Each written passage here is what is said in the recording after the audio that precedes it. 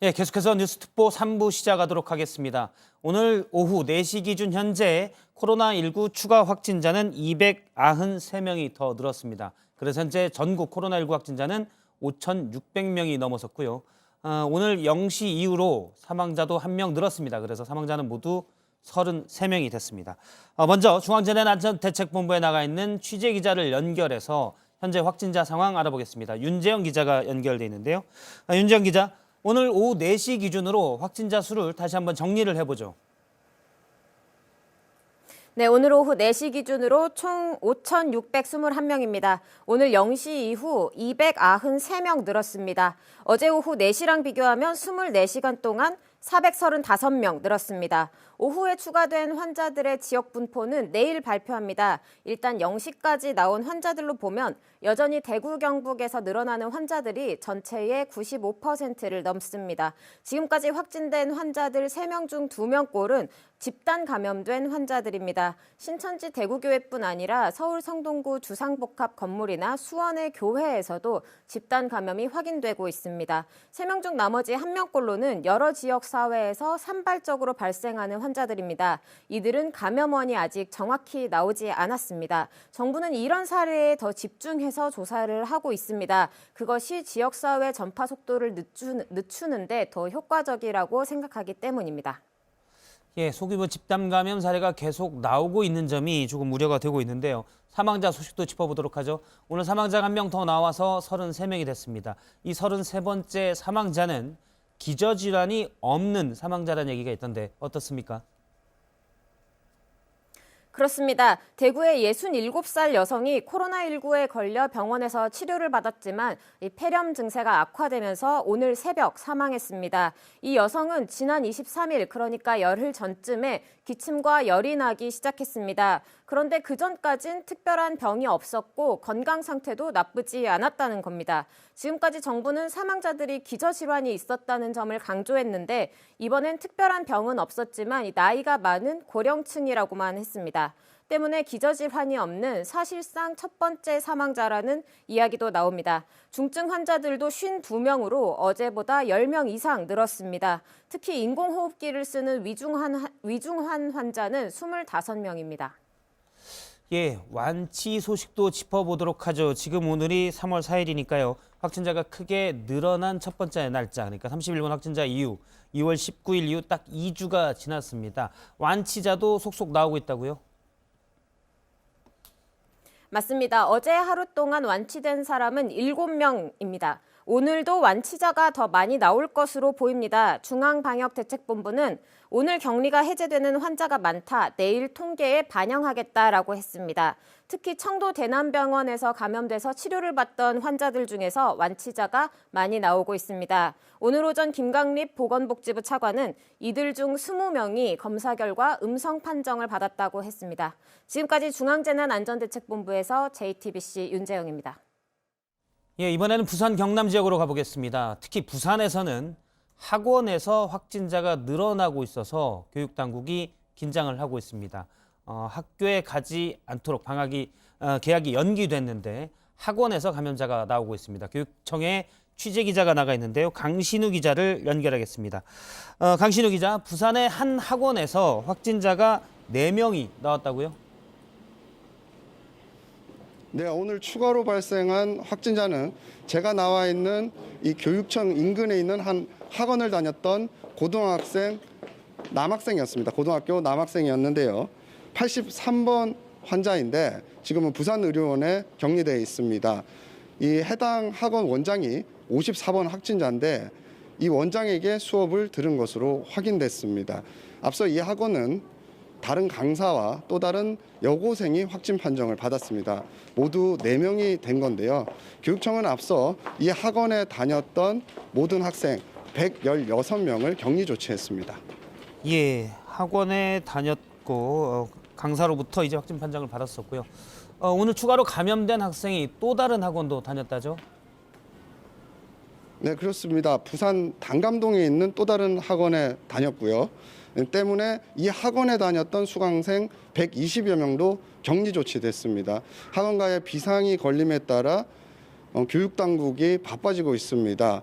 학원들에게 휴원을 할 것을 강력히 권고했고요. 단속과 지도도 활발히 하고 있습니다. 하지만 강제성이 없습니다. 부산 학원의 휴원율은 55% 정도고 다른 시도 같은 경우에는 절반도 안 된다고 합니다. 교육당국의 고민이 깊어지고 있습니다. 예, 지금 신천지 교회 또 교회 또 스포츠 시설에서도 나왔었는데 학원에서도 지금 확진자가 나와서 우려가 커지고 있습니다. 부산의 다른 확진자 현황도 추가로 나온 사람들도 좀 짚어보죠. 네, 오늘까지 총 집계하면 84명인데 84번 확진자는 신천지 신도입니다. 25세 남성이고요. 지난달 18일 대구 신천지 교회에서 예배를 드렸다 이렇게 진술을 하고 있습니다. 그러나 부산시에 제출한 신도 명단에는 이 확진자는 빠져 있었습니다. 부산 신천지 신도 가운데 확진자는 6명이지만 부산시는 촉각을 곤두세우고 다른 신도들 가운데 증세가 나타나지 않는지 면밀히 살펴보고 있습니다. 예, 경남 상황도 짚어보도록 하죠. 증가세가 최근 주춤하는 것 같더니 오늘은 7명이 추가로 나왔습니다. 네, 그렇습니다. 거창과 창녕에서 각각 3명, 밀양에서 1명이 나왔습니다. 모두 70명이 된 건데요. 확진세가 갑자기 또 나타나기 시작한 겁니다. 특히 창녕에서 확진된 2명은 직원이 확진자인 동전 노래방을 가서 이 감염이 된 것으로 지금 보이는데요. 경상남도는 이 노래방에 다녀갔던 손님들이 지난 15일부터 200여 명에 이른다 이렇게 파악하고 있습니다. 지금까지 부산시 교육청에서 JTBC 강신호입니다. 예, 이번에는 코로나19와 관련된 새로 들어온 소식을 한번 짚어보도록 하겠습니다. 신천지 관련 소식을 짚어볼 텐데요. 송우영 기자가 지금 전화로 연결돼 있습니다. 자, 송 기자, 오늘 법사위에서 국회 법사위에서도 코로나 관련 얘기가 많이 나오지 않았습니까? 추미애 법무부 장관이 신천지 관련해서 압수수색을 하라 이렇게 지시했는데 이것 관련이죠. 예, 오늘 법사위에서 이에 대한 여러 질문이 나왔습니다. 추미애 장관이 앞서서 코로나19 관련 상황에 대해서는 강제 수사를 적극 검토하라고 검찰에 공개적으로 지시했기 때문입니다. 추 장관은 오늘 조사 거부 등에 대해서는 고발이 없더라도 즉시 압수수색 등 강제 수사를 하라는 일반적인 지시를 한 거라고 답했습니다. 또 한 여론조사 통계를 인용하면서 국민의 86% 이상이 신천지에 대한 압수수색의 필요성을 요구하고 있다고 말했습니다. 예, 그렇군요. 신천지 교회가 계속 이슈의 중심에 있습니다. 이만희 총회장이 기자회견 때 차고 있던 시계 때문에 논란이 있었는데 오늘 신천지 측에서 이에 대해서 입장을 냈죠? 예, 신천지 측은 박근혜 전 대통령의 이름이 새겨진 시계를 두고 불거진 여러 의혹들을 부인했습니다. 기자들에게 총 회장이 평소 착용하는 시계인데 정치와는 무관하다는 문자를 보냈습니다. 또 진위 논란이 계속되는 것에 대해서도 과거에 한 성도가 선물한 시계라고 설명했습니다. 예, 이만희 총회장과 새누리당과의 연관성이 있다는 의혹, 이름 때문인데요. 이것도 나왔었는데 여기에 대해서도 신천지가 입장을 냈죠. 역시 사실무근이라는 문자를 기자들에게 보냈습니다. 이만희 총회장이 2012년 새누리당 당명이 확정된 직후에 한 설교 자리에서 새누리당 이름을 자신이 지었다고 자랑했다는 얘기들이 나왔는데요. 신천지 측은 이만희 총회장이 새누리당의 당명을 지은 적이 없고 그런 발언을 한 적도 없다고 밝혔습니다. 지금까지 보도국에서 전해드렸습니다. 예, 관련 소식을 짚어봤고요. 계속해서 스튜디오에서 얘기를 나누도록 하겠습니다. 스튜디오에 신상엽 한국의학연구소 학술위원장 나오셨습니다. 안녕하세요. 안녕하세요. 예, 보도국의 조익신 기자 또 신혜원 기자가 함께 하고 있습니다. 안녕하세요. 예, 먼저 조익신 기자께 좀 물어볼게요. 오늘 확진자 숫자 늘었습니다. 0시 기준으로도 상당히 늘었고요. 또 200여 명이, 260여 명이 추가됐는데 정리를 해보죠. 네, 오늘 0시 기준으로 확진자 숫자는 5,328명이었는데요. 오후 4시 발표에서 293명이 늘면서 현재까지 총 확진자 숫자는 5,621명입니다. 어제 오후 4시를 기준으로 435명이 증가했습니다. 오늘 새벽 대구에서 사망자도 1명이 더 늘었습니다. 누적 사망자 숫자는 33명이 됐습니다. 지난달 26일 확진 판정을 받은 67살 여성이고요. 29일 호흡곤란 증상을 호소해서 칠곡 경북대병원에 입원을 했다가 숨을 거둔 겁니다. 병원 측은 확인한 기저질환이 없었고 직접 쌓이는 폐렴이다 이렇게 설명을 했습니다. 예, 지금 33번째 사망자 교수님께 좀 여쭤보도록 하겠습니다. 지금까지 최근에 질병관리본부장이 했던 말은 경주에서 사망했던 40대 남성이 기저질환이 확인이 안 됐었고요. 그 외에는 없었고 다 기저질환이 있었던 환자들이 사망한 사례들이 있었는데 33번째는 현재까지는 기저질환이 확인이 안 됐고 안 된 60대 여성이 사망을 했습니다. 이건 어떻게 봐야 될까요? 코로나19의 그 사망의 위험 요인에 대해서는 한 지난주쯤에 이제 중국의 연구가 나온 게 있습니다. 예. 한 7만 명 이상의 이제 환자가 포함된 연구였었는데요. 그 이제 위험 요인으로 이제 들었었던 게 가장 중요한 게 65세 이상의 고령자. 예. 그리고 이제 기저질환 중에서는 이제 만성 심혈관 질환, 그다음에 당뇨, 만성 폐질환, 고혈압, 이제 암 관련 이렇게 이제 5가지를 들었거든요. 근데 이제 그 나이 같은 경우에 이제 중국 연구에서는 70대가 한 8%, 80대는 이제 15% 정도가 사망하는 걸로 지금 나왔었고요. 실제 우리나라 같은 경우도 지금 오늘까지 발표를 보면 70대에 한 4.6%, 80대가 한 5.6%가 사망하고 있어서 예. 나이가 들면 들수록 이제 위험 요인이 올라가는 걸로 이제 확인이 되고 있고, 그래서 이분 같은 경우는 67세로 알려져 있어서 이제 65세 이상의 그 위험 요인에 이제 들어가는 걸로 돼 있고요. 중국 연구에서도 이 그 기저질환 같은 경우 하나가 있을 때마다 대부분 5% 이상의 위험률을 보이고 있어서 이제 고령자와 만성질환자 또 이제 그 기저질환이 있는 사람들이 이제 특별히 이제 조심하셔야 되는 그런 위험군이 되겠습니다. 예. 이제 어르신들 65살 이상의 어르신들은 원기가 좀 상대적으로 낮을 수가 있기 때문에 이미 고위험군에 들어갔기 때문에 위험할 수 있다라는 부분이군요. 거기에 기저질환이 있으면 더 이제 더 위험도가 위험해지는 거죠. 가중되는 거고요. 네. 물론 딱 우리가 이제 흔히 통계적으로 어르신들 65세 이상으로 법에도 이제 노인이 이렇게 돼 있지만 이건 사람마다 또 다를 수가 있기 때문에 그 아래더라도 본인이免疫力이 약하다, 체력이 약하다 그러면 또 주의를 해야 되겠군요. 그러면 일단 이제 나이 자체가 위험 요인이지만 거기에 기저질환이 있는 분들은 젊은 나이라 할지라도 조심을 하셔야 된다고 볼 수 있습니다. 예, 알겠습니다. 지역별로 또 좀 짚어보도록 하겠습니다. 오늘 추가 확진자 중에 특히 대구가 많습니다. 대구 경북이. 그렇습니다. 0시 기준으로 대구에서만 405명이 늘었습니다. 예. 누적 확진자 숫자도 4,000명을 넘어서서 4,006명입니다. 경북에서도 확진자 89명이 늘어서 전체 확진자 숫자는 774명이 됐습니다. 0시 기준 전체 확진자 5,328명 가운데 대구 경북 지역 확진자 숫자는 4,780명에 이릅니다. 전체 확진자의 90% 수준입니다. 여전히 대구 경북이 많고요. 90%인데 문제는 이제 확진자가 한 곳에 많이 있기 때문에 이 지역의 의료 시스템이 과연 감당할 수 있느냐의 문제고요. 여러 번 지적이 됐지만 대구가 4,000명이 넘는데 문제는 병상이 그만큼 없다는 거 아니겠습니까? 그렇습니다. 대구시에 따르면 오늘 오전 현재 전체 확진자 4,006명 가운데 2,201명이 입원 대기 중입니다. 이 가운데 497명을 오늘 안에 대구의료원과 국립마산병원 그리고 삼석 영덕연수원 생활치료센터에 수용할 계획이다 이렇게 밝혔습니다. 중증 환자들에 대해서 내일 조치가 이뤄질 예정인데요. 권영진 대구시장의 말을 직접 들어보시겠습니다.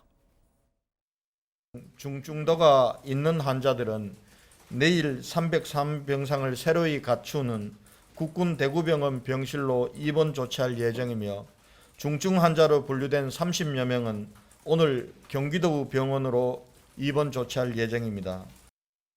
일단 중증 환자들에 대한 수용 계획을 밝혔지만 여전히 많은 확진자들이 집에서 자가격리 중입니다. 예, 많은 확진자들이 집에서 자가격리돼 있고요. 지금 상당수 사망자들의 일부분은 자가격리 중에다가 갑자기 상태가 나빠진 고위험군의 확진자들 중에서 사망자가 몇 번 나왔습니다. 정부는 지금 연수원 시설을 계속 확충하겠다고 하지만 현재로서는 늘어나는 확진자 수, 이 늘어나는 확진자 수만큼 자가격리 확진자도 늘어나고 있는데요. 거기에 비해서는 턱없이 부족합니다. 보면 보건소에서 집에 있을 경우 보건소에서 괜찮냐 이렇게 전화 하루에 2통 정도 오는 게 전부라고 하더라고요. 이렇게 해서 관리가 제대로 될까요? 진짜 문제가 있는 상황입니다. 그래서 지금 정부에서는 이제 증상 여부와 이제 기저질환 같은 위험 요인을 따져서 이제 그 환자를 이제 분류를 해서 예. 경증, 중등증, 중증, 최중증에서 경증과 이제 중등증에 이제 속하는 분들은 이제 자택에서 이제 치료하시는 게 아니라 이제 그 생활치료센터를 마련을 해서 이제 거기에서 이제 치료를 하시려고 이제 하는 건데요. 일단 생활치료센터에 가시게 되면 거기에 의료진이 상주하고 있고 그때 이제 증상 변화나 문제가 있을 때 바로 이제 의료진의 그 진찰에 따라서 이제 필요한 경우 이제 병원으로 이송될 수 있는 그런 안전 시스템이 있는데 지금 이제 자택에서 이제 있다가 이제 본인의 이제 증상이 안 좋아지거나 뭔가 이상이 생겼을 때에 지금 이제 하루에 2번 정도 연락을 받는 그런 상황으로는 충분하게 이제 안전성을 담보할 수가 없고 실제로 이제 그런 상황에서 돌아가시는 분들도 생기고 있어서 예. 하루 빨리 이제 시설이라도 이렇게 빨리 만들어서 이제 그 치료를 받으실 수 있도록 이제 하시는 게 좋을 것 지금 같습니다. 정부에서도 연수원 시설 등을 생활치료시설로 대체할 수 있도록 최대한 준비하고 있다는데 문제는 속도겠죠. 그렇죠. 하루에 이제 계속 자가격리되는 사람이 많이 되면 시간이 늦으면 위급한 상황도 닥칠 수가 있기 때문에 이분이 좀 문제인 것 같습니다. 대구 신천지 교인들, 이 교인들을 중심으로 처음엔 유증상자 중심으로 진단검사를 했었고요. 확진자가 특히 많이 나왔었는데 현재 검사는 어떻게 진행이 되고 있습니까? 네, 권 시장은 대구시가 관리 중인 신천지 교인 1,914명 가운데 72.5%인 7,913명이 진단검사를 받은 걸로 확인이 됐다고 밝혔습니다. 검사 결과 5,715명 가운데 55% 정도가 확진 판정을 받았다고 합니다. 권 시장은 증상이 없는 교인들의 확진율이 계속해서 낮아지고 있다고 말했습니다. 그리고 아직까지 소재가 파악되지 않은 신천지 교인도 4명인데요. 경찰이 지금 추적 중이라고 합니다. 예. 어제 41명인가요? 중증 이상, 그러니까 중증과 위중한 환자를 합해서 질병관리본부가 41명 정도라고 밝힌 걸로 기억하는데 오늘은 50명대로 또 늘었죠. 네, 그렇습니다. 정부가 오늘 중증 환자와 위중 환자를 구분해서 발표를 했는데요. 현재 산소 마스크를 쓰거나 38.5도 이상 열이 있는 중증 환자는 모두 27명입니다. 기계호흡이나 인공호흡기를 사용하는 위중 환자는 25명입니다. 중증과 위중 환자를 합쳐서 모두 52명인데요. 어제 정부가 발표했던 중증 이상 환자는 41명이었습니다. 하루 사이에 11명 정도가 더 늘어난 겁니다. 예, 지금 정부가 중증과 위중 환자들을 체크를 하고 있기 때문에 아마 이 환자들은 병원에서 치료를 또 계속 모니터링을 하고 있을 것으로 보이는데요.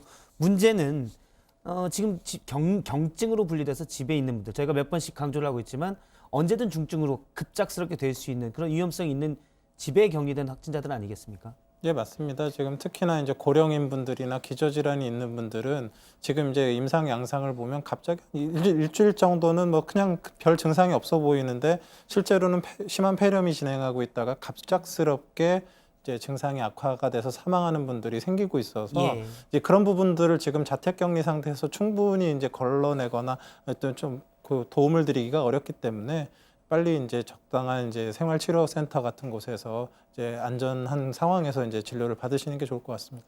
지금 이제 코로나19 바이러스의 특징이 기존 폐렴과 또 다른 점은 폐렴이 상당히 진행이 됐는데도 본인이 증상을 자각하지 않는다.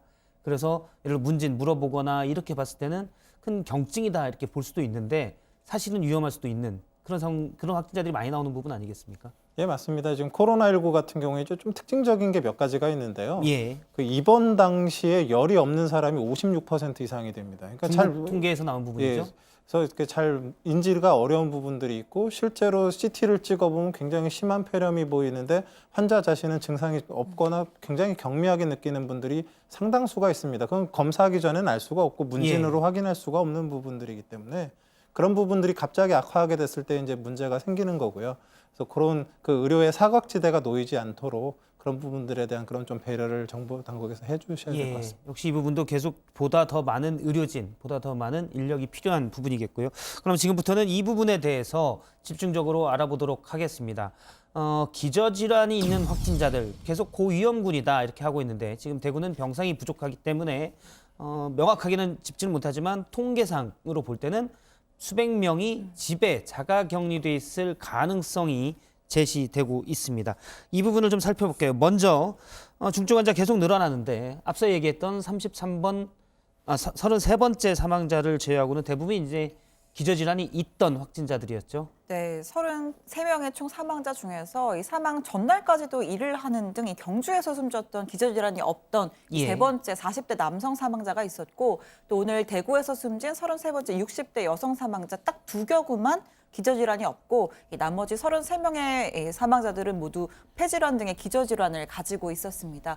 지금 오늘 0시 기준 확진자 대비 사망자 33명으로 계산한 국내 코로나19 치명률 0.6%입니다. 어제와 동일한데요. 그런데 70대는 치명률이 아까 원장님도 말씀하셨지만 4.6%, 80대는 5.6%로 계속해서 좀 증가를 예. 하고 있습니다. 모두 노령에다가 기저질환자라는 공통점이 있는 사망자들이 늘고 있는 건데 질병관리본부의 설명 잠시 들어보시죠. 심혈관계 질환, 그리고 당뇨병, 고혈압, 만성호흡기 질환, 마지막으로 암, 이 5가지를 빈도순으로 볼 때 가장 높은 여러 가지 합병증 등을 유발하는 또 사망자에게서 보이는 기저질환으로서 5개의 질환이 빈도가 높은 것으로 나타나 있습니다. 네, 우리 정부만 이렇게 분석을 한 것이 아니고 얼마 전에 WHO도 관련 보고서를 냈는데 예. 주요 기저질환으로 이 5가지를 언급을 했습니다. 예, 지금 특히 언급되고 있는 게 오늘 당뇨병입니다.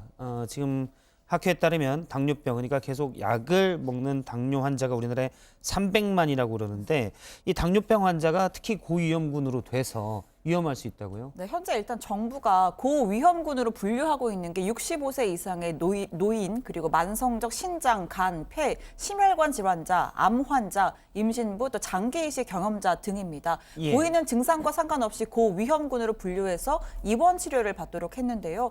자, 오늘 대한당뇨병 학회가 70세 이상의 당뇨병 환자를 특히 고위험군으로 판단하고 우선적인 코로나 검사와 또 입원이 필요하다라고 밝혔습니다. 학회에 따르면 중국의 코로나19 환자 4만 4천여 명을 분석한 결과 전체 사망률은 2.3% 수준이었는데 당뇨병을 가지고 있는 환자의 사망률이 7.3%로 평균보다 크게 높은 숫자였다고 합니다. 따라서 이 고령 당뇨인을 먼저 선별해서 검사하고 선제적으로 입원 치료를 한다면 전체 사망률, 치명률을 줄일 수 있을 것이라고 강조했습니다. 예, 다시 한번 정리를 하면 중국의 경우입니다. 중국의 사례를 볼 때 전체 사망률이 4만여 명을 대상으로 통계를 냈을 때 2.3%였는데 당뇨병 환자의 사망률은 7.3%로 3배가 넘게 좀 높았습니다. 이거 어떻게 봐요? 당뇨병이 특히 위험한 이유가 있습니까? 앞서 이제 기저질환 우리가 다 얘기를 했지만 당뇨학회에서 나온 얘기이긴 한데 당뇨병이 특히 위험하다. 왜 그런 이유가 있습니까? 사실은 이제 당뇨라는 병이 모든 기저질환에 말 그대로 기저에 깔려 있는 이제 악영향을 미치는데요. 예. 결국 이 당뇨라는 질환을 조금 한번 잘 생각을 해보시면 그 이제 파이프라인에 물이 지나가는데 맹물이 지나가면 편안하게 지나갈 수 있지만 이 당뇨 환자분들은 이제 설탕물이 지나가는 겁니다. 끈적끈적한 찐득찐득한 예. 물이 지나가는 상황이거든요. 그러면 그 우리 몸의 혈관이라는 거는 심장이 한번 딱 피를 짜면 일정 시간 동안 계속 열심히 돌려야 되는데 맹물이 아니라 이제 찐득찐득한 물이 돌아가게 되면 당연히 심장이 부하를 받게 됩니다. 더 예. 세게 짜줘야 될 수밖에 없거든요. 그럼 이제 심장이 두꺼워지면서 심장 기능이 떨어지는 심부전으로 진행하게 되고요. 그리고 혈관 같은 경우는 이렇게 찐득찐득한 게 혈액이 지나가게 되면 혈관에 이물질이 잘 붙게 됩니다. 특히 이제 기름기 있는 지방들이 잘 붙게 돼서 동맥경화 같은 게 이제 촉진이 되고요. 그다음 힘들게 돌려야 되니까 혈압도 올라가게 되고. 그리고 이제 이 결국 피를 갖다 이제 거르는 기관이 콩팥이지 않습니까? 콩팥에서 이제 사구체 보호만 주머니로 이제 노폐물은 제거하고 피를 걸러서 다시 돌아가게 되는데 이 찐득찐득한 물들이 쫙 압력을 걸려서 오게 되면 이 사구체 보호만 주머니가 상처를 입으면서 신장 기능이 또 떨어지게 됩니다. 예. 그럼 신장 기능도 떨어지고요. 그러니까 이제 여러 가지 문제가 생기고 거기에 이제 신경도 이제 영향을 받아서 신경 기능도 떨어져서 증상이 있어도 증상을 잘 인지를 못하게 되는 그런 상황들이 벌어지죠. 그래서 심혈관 질환, 신장 질환 모든 것들이 지금 다 저 기저질환 위험에 있는 것들 아닙니까? 그거를 사실 전부 다 그 안에서 당뇨가 더 악화시키는 요인들로 작용을 하기 때문에 당뇨가 특히 이제 문제가 될 수 있는 부분들이고 지금 이제 당뇨병 학회에서 얘기하는 특히 고령자 중에서 당뇨를 갖고 있는 분들은 다른 심장이나 콩팥이나 이런 기능들도 다 같이 떨어져 있을 수밖에 없기 때문에 더욱 위험하다 이런 얘기를 하고 있는 거죠. 당뇨병이 이제 성인병이고 특히 이제 당뇨 같은 경우는 오래 지속될수록 혈관이 제 기능을 못해서 다른 몸의 장기들에게 더 나빠지기 때문에 고령의 당뇨 환자면 오래 지속됐을 가능성이 크고 그러면 더 위험해질 수 있다. 이렇게 볼 수 있겠군요. 당뇨가 이제 전신의 장기들의 기능들을 다 떨어뜨리고 심지어 면역 기능도 떨어뜨리고 예. 그런 과정에서 이제 외부에서 코로나19 같은 바이러스가 들어왔을 때 그걸 이겨내지 못하고 장기 기능 부진에 빠져서 사망할 수 있을 가능성이 높기 때문에 굉장히 고위험군이라고 볼 수 있습니다. 예, 문제는 우리나라에 당뇨병으로 약을 먹는 사람만 300만 명이라는 겁니다. 그만큼 기저질환, 당뇨병을 가지고 있는 사람들이 많고 300명 얼추 계산 보면 뭐 10여 명 중에 1명꼴로 당뇨병 환자인데 지금 코로나19가 건강한 사람은 괜찮지만 기저질환이 있는 분에게는 위험하다라는 얘기가 계속 나오고 있어서요. 자, 문제는 이런 기저질환을 보유한 확진자들의 비율이 어느 정도 통계적으로 높을 수밖에 없는데 병상을 구하지 못한다는 거 아니겠습니까? 네, 기저질환을 보유한 확진자 중에 입원을 못한 환자들이 있다는 얘기입니다. 예. 이 건강보험공단이 어제 대구의 확진 환자 2,390명을 분석한 결과 이 당뇨나 폐질환, 고혈압이나 신장병 등 기저질환을 가진 사람이 355명에 달하는 것으로 확인을 했습니다. 전체로 봤을 때 15%의 수준인데 이걸 대구 지역의 확진자 약 4,000명 전체의 비율을 좀 적용해보면 대구 내에 기저질환 확진자가 약 600명 정도가 된다 이렇게 계산을 해볼 수가 있는 겁니다. 단순 대입해서 본다면요. 네, 비율을 적용을 해본 것이죠. 그런데 이제 대구 지역의 음압병상은 한계가 있고 그리고 일단 처음에는 입원을 할 때 이런 중증도를 비교하지 않고 먼저 확진을 받은 사람들을 입원을 시켰고 물론 그 후에 정부가 방침을 바꿔서 이 중증도에 따라서 입원을 시키거나 아니면 생활치료시설에 가게 했는데 예. 아직까지도 입원 또는 생활치료시설에 가지 못한 사람들이 많다는 겁니다. 이 경증을 보여서 자가격리를 하고 있는 사람들 중에서 그 비율을 적용을 해봤을 때 약 1,800명 중에 못한 사람이 1,800명이 있고 그중에서 기저질환자 비율 15%를 적용을 해보면 약 260명 정도는 아직까지 자가격리 중이라는 것이죠. 자가격리일 가능성이 있다라는 네, 거죠? 가능성이 있다라는 것이고 이들에 대한 보건당국의 좀 면밀한 모니터링이 좀 필요한 상황으로 보입니다. 예, 대구시에서도 어쨌든 이분들을 특별히 관리하겠다 입장을 내지 네, 않았습니까? 그렇습니다. 이 대구시가요, 일단은 뭐 당장 입원할 수는 없더라도 전담팀을 구성해서 방문 검사를 하겠다라고 밝혔습니다. 들어보시죠. 신천지 교인에 대한 진단검사가 마무리된 단계에 접어든 상황에서 일반 시민들을 대상으로 한 진단검사를 본격 확대 실시하겠습니다. 일반 시민 중에 고령이면서 기저질환을 가진 고위험군에 대해서는 구군 보건소에서 전담팀을 구성하여 예약 방문제 검사를 실시하고 예, 전담팀을 구성해서 예약 방문제를 실시하겠다. 지금 대구시장의 얘기를 들었습니다. 일반 시민 중에 고령이면서 기저질환을 가진 고위험군에 대한 대책인데요. 방문 검사로 과연 이게 가능하겠느냐? 사실 하루에 2번씩 방문할 수는 없는 노릇 아니겠습니까? 지금 대구가 특히 사람이 없기 때문에.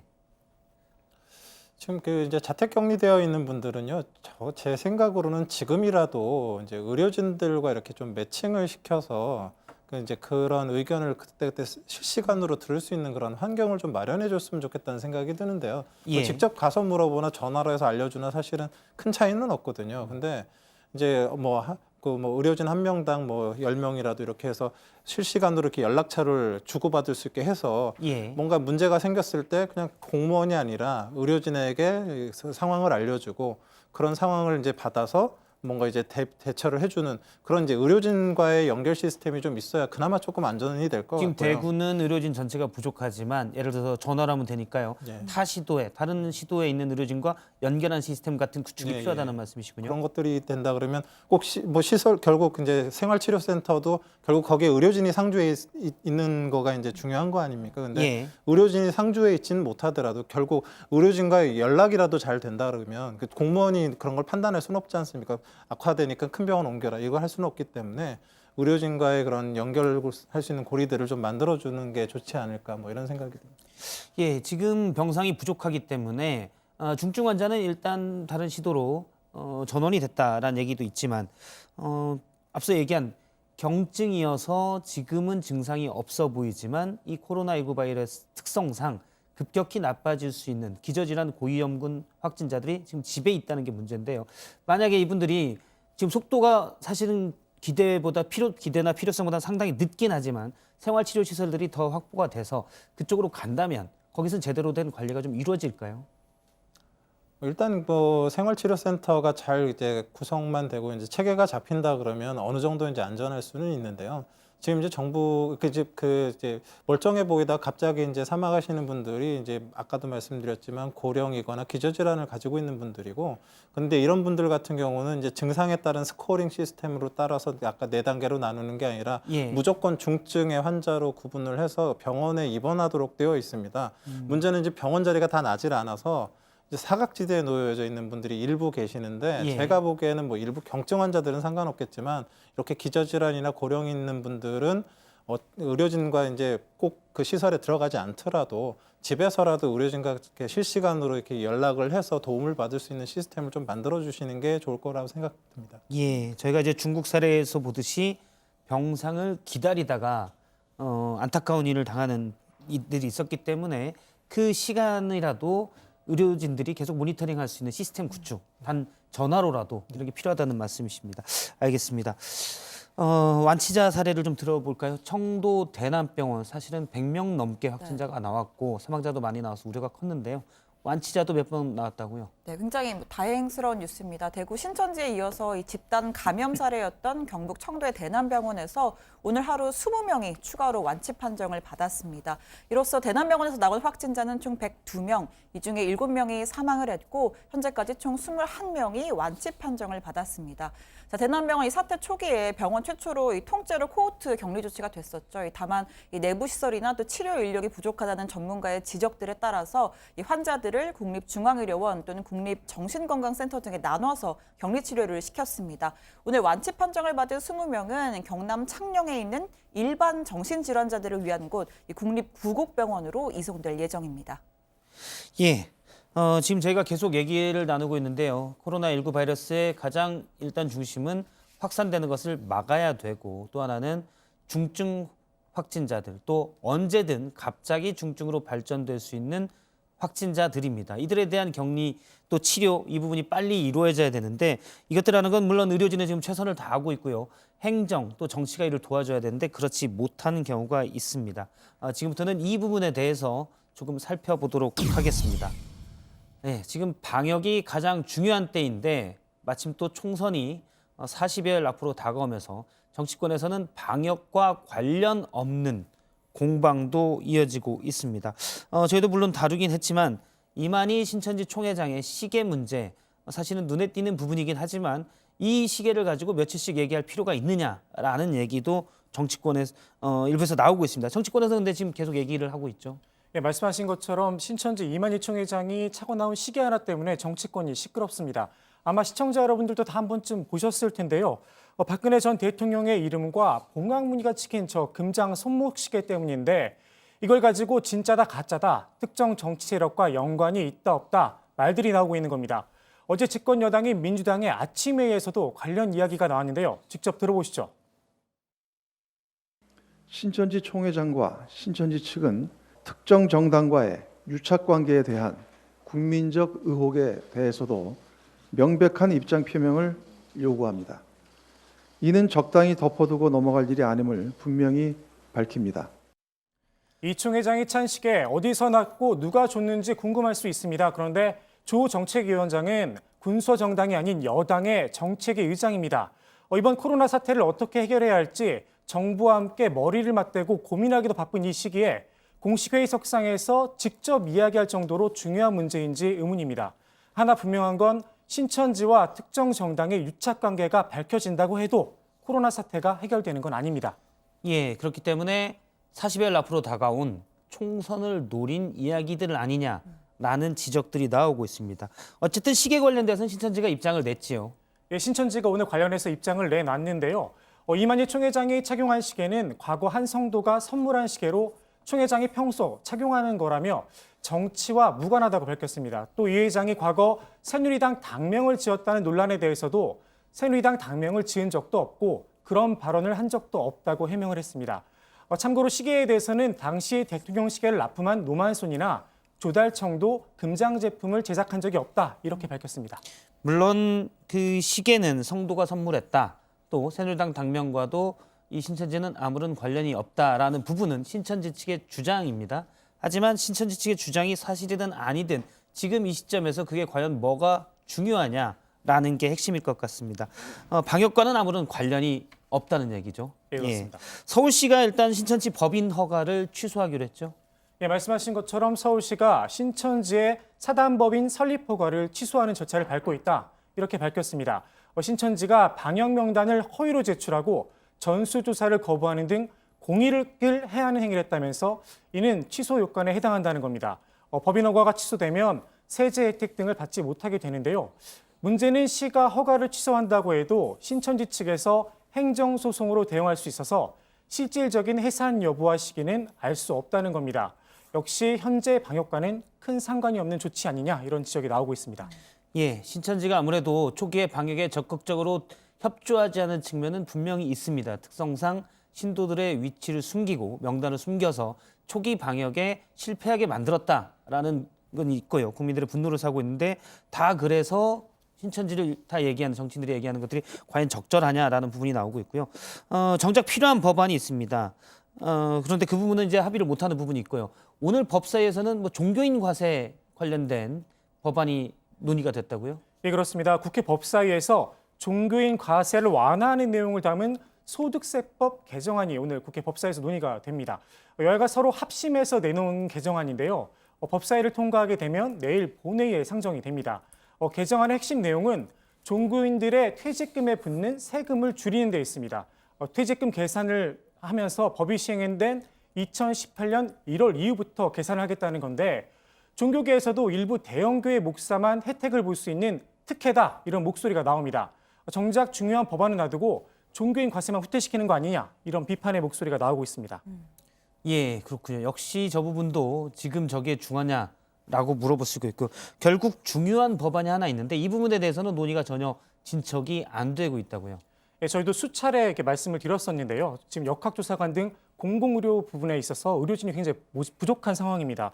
이를 해결하기 위한 법안이 지금 국회 마련이 돼 있습니다.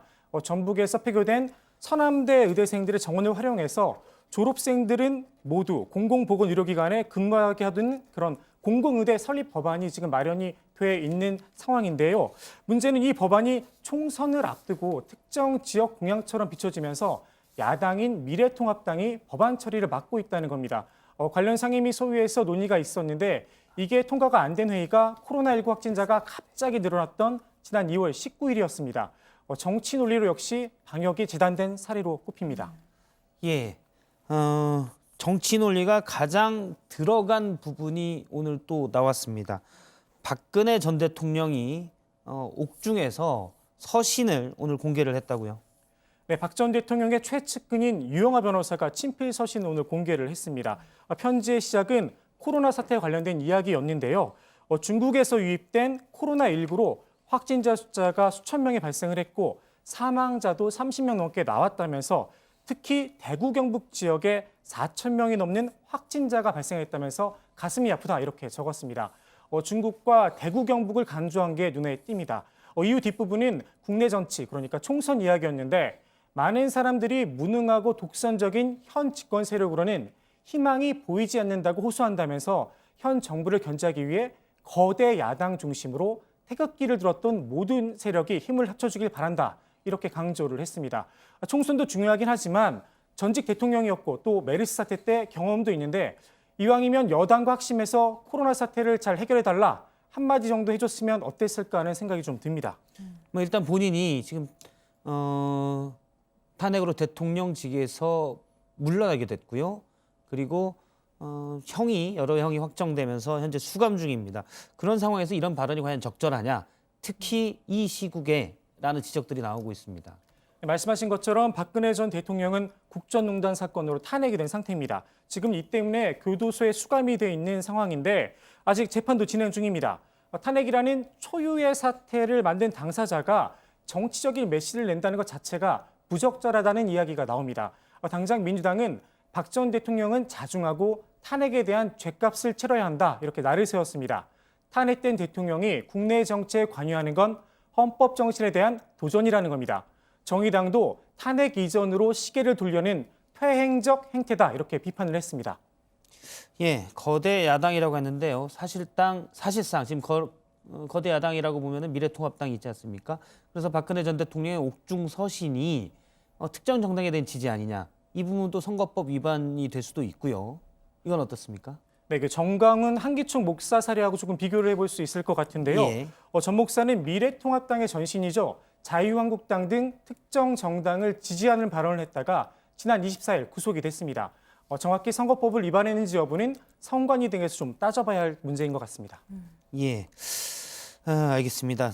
지금 오늘 박근혜 전 대통령이 유영하 변호사를 통해서 입장을 내놔서 논란이 되고 있습니다. 물론 뭐 얘기는 할 수 있지만 과연 지금 시국에 정치 논리를 들여대는 게 과연 맞느냐라는 지적들이 나오고 있었습니다. 민주당에서는 굉장히 비판적인 입장을 냈잖아요. 예. 박근혜 전 대통령의 옥중 서신에 대해서 황교안 미래통합당 대표도 조금 전에 입장을 냈습니다. 거대 야당을 중심으로 힘을 합쳐달라는 옥중 메시지에 대해서 오늘의 그 뜻에 부응하겠다 이렇게 입장문을 냈네요. 네. 예, 알겠습니다. 다시 이렇게 방역 문제 자꾸 정치 논리가 많이 개입되는 부분이 있고요. 자, 안철수 국민의당 대표 얘기도 해보죠. 이걸 두고도 말이 나온다고요? 지금 대구에서 뭐 의료 봉사를 하고 있는데, 예. 그렇습니다. 일부에서는 의사 명언어가 정지가 됐다, 환자 근처에는 안 간다더라 확인되지 않은 루머가 돌았습니다. 물론 대선 주자로 분류되는 안철수 전 대표의 대구행이 정치와 완전히 무관하다, 여러 가지 판단이 있을 수는 있겠지만 일단 대구에 도움이 되고 있다는 게 많은 사람들의 의견입니다. 그런데 의사 면허가 있느냐, 일을 했느냐를 따지는 것 역시 정치 논리라는 지적이 나오고 있습니다. 참고로 우리나라 방역 당국이 그렇게 허술하지 않습니다. 의사 면허도 없고 환자 근처에도 안 갈 사람에게 부족한 정신 방호복을 제공해 주지는 않는다는 겁니다. 예, 일단 지금 총선이 40일 앞으로 다가왔기 때문에 지금 방역이 가장 1번인데 여러 논리들이 있어서 그 부분을 잠깐 짚어봤습니다. 자, 그러면 정부의 실질적인 대책 부분에 대해서 얘기를 해보도록 하겠습니다. 일단 정부가 오늘 총 11조 7천억 원 규모의 코로나 추경 예산을 국무회의에서 의결했습니다. 좀 보도록 하죠. 이 안에 좀 많은 내용들이 있죠. 네, 일단 오늘 국무회의가요. 정세균 총리가 주재를 했는데 정 총리가 지금 대구에서 현장을 지휘하고 있는 만큼 이 대구시청과 정부 서울청사, 정부 세종청사를 영상으로 연결하는 방식으로 진행이 됐습니다. 자, 이번 추경안에는 음압병실 또 음압구급차와 검사, 분석 장비 확충 비용, 정부의 방역 조치 이행에 따른 의료기관의 손실 보상과 경영 안정화를 위한 융자 자금, 또 이번 격리자 생활지원비, 소상공인, 중소기업 긴급 경영 안정 자금 등이 담겨 있습니다. 예, 그러면 내일 국회에 지금 제출을 하는 건가요? 네, 바로 내일 국회로 제출을 합니다. 항목에서는 이견이 조금 있지만요. 일단 추경 자체에 대해서는 여야가 다 동의를 한 만큼 신속한 심사가 이루어질 것으로 보입니다. 내일부터 바로 심사에 착수를 해서 최대한 빠른 시일 내에 예결위와 본회의 의결 등을 마무리한다는 방침이고요. 이번 추경, 문재인 정부 들어서 네 번째고 코로나19와 유사했던 메르스 피해 지원을 위해 편성된 2015년 추경, 그러니까 11조 6천억 원보다 약 1천억 원이 더 많은 규모입니다.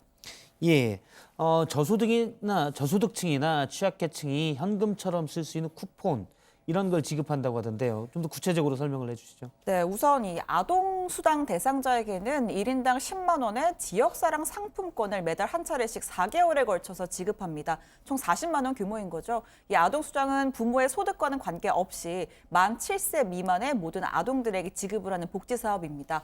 또 기초생활수급을 받는 저소득층에게도 4개월 동안 지역사랑 상품권을 지급합니다.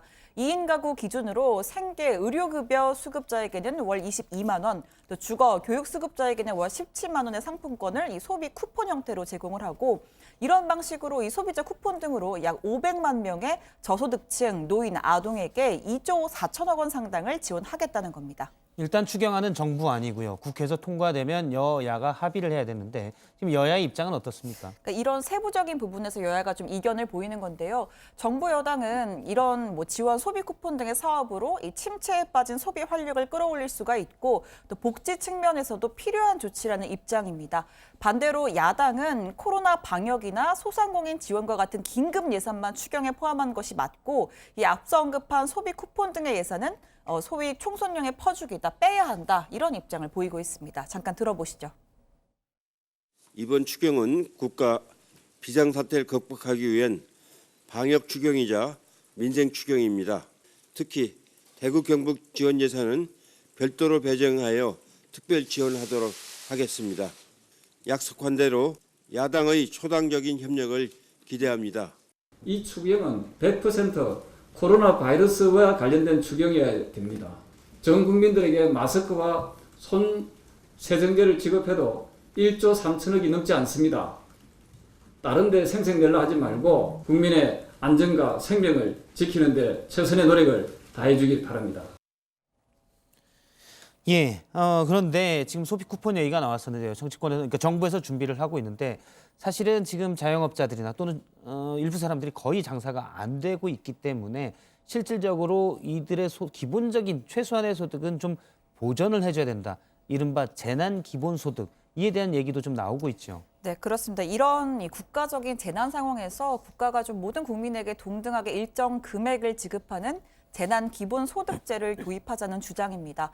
앞서 이재용 소카 대표가 경제 위기 극복을 위해 재난 기본소득 50만 원을 지급하자라는 제안을 담긴 국민청원을 올렸고요. 또 정치권에서도 민생당 등 일부 정당에서 계속 주장을 하고 있습니다. 자, 국민 의견은 다소 갈리는 듯합니다. 오늘 한 여론조사 기관에서 조사를 한 결과인데 찬성 42.6%, 반대가 47.3%입니다. 반대 의견이 조금 더 많은 상황인데요. 예. 네, 홍남기 경제부총리는 이 재난 기본소득제 오차범위 안에 있는 거죠. 예. 네, 그렇습니다. 이 기본소득제 지급 주장과 관련해서 추경에 그런 취지의 사업들이 충분히 반영이 돼 있다 이런 입장을 밝히기도 했습니다. 예, 사실 지금 많은 중소기업들도 마찬가지예요. 자영업자들도 마찬가지고 전혀 벌이가 없다라는 얘기가 많이 나오고 있고 사실 일부는 이번 달 벌이가 없어도 쓸 수 있는 돈을 저축해 놨겠지만 안 그런 사람도 많기 때문에 이에 대한 고민도 좀 필요한 부분인 것 같습니다. 일단 정부에서는 소비 쿠폰이 그런 역할들을 할 수 있다라고 언급을 했습니다. 그럼 계속해서 지금 우려되는 부분은 소규모 집단에서 감염 사례가 계속 나오고 있다는 겁니다. 장애인 재활시설도 나왔고요. 앞서 이제 저희가 학원에서도 나온 부분을 확인을 했고 노인 요양원에서도 확진자들이 지금 계속해서 나오고 있습니다. 조익신 기자가 잠깐 정리를 해보죠.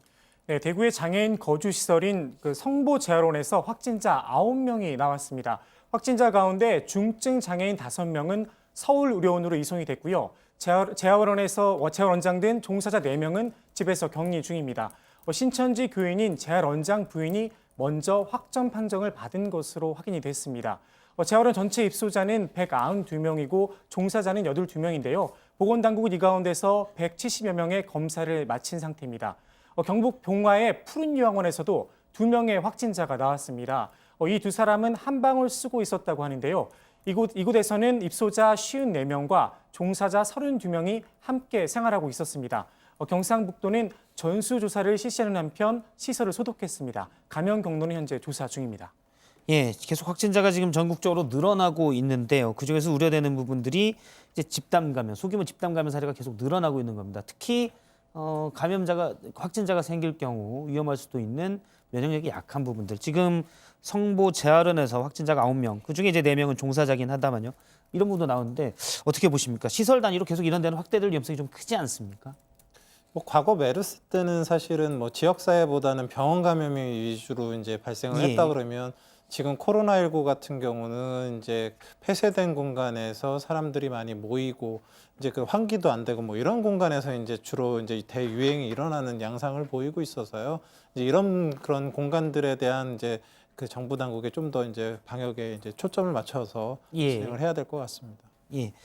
사실은 사람의 접촉, 그러니까 바이러스가 이제 손에 의해서 접촉이 되면서 전염될 가능성이 크기 때문에 이런 시설들에서 미리 대처를 할 수 있는 방안이 좀 쉽지는 않을 것 같아요.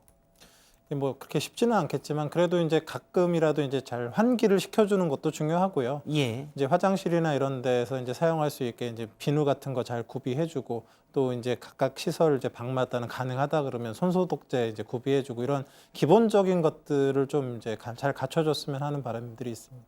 예, 사실은 장애인 시설이랄 부분들이 잘 되고 있는 것들도 있지만 잘 되지 않고 있는 부분들도 있어서 특히 이제 이런 부분들이 계속 몇 군데에서 좀 확진자가 계속 나오고 있는 상황입니다.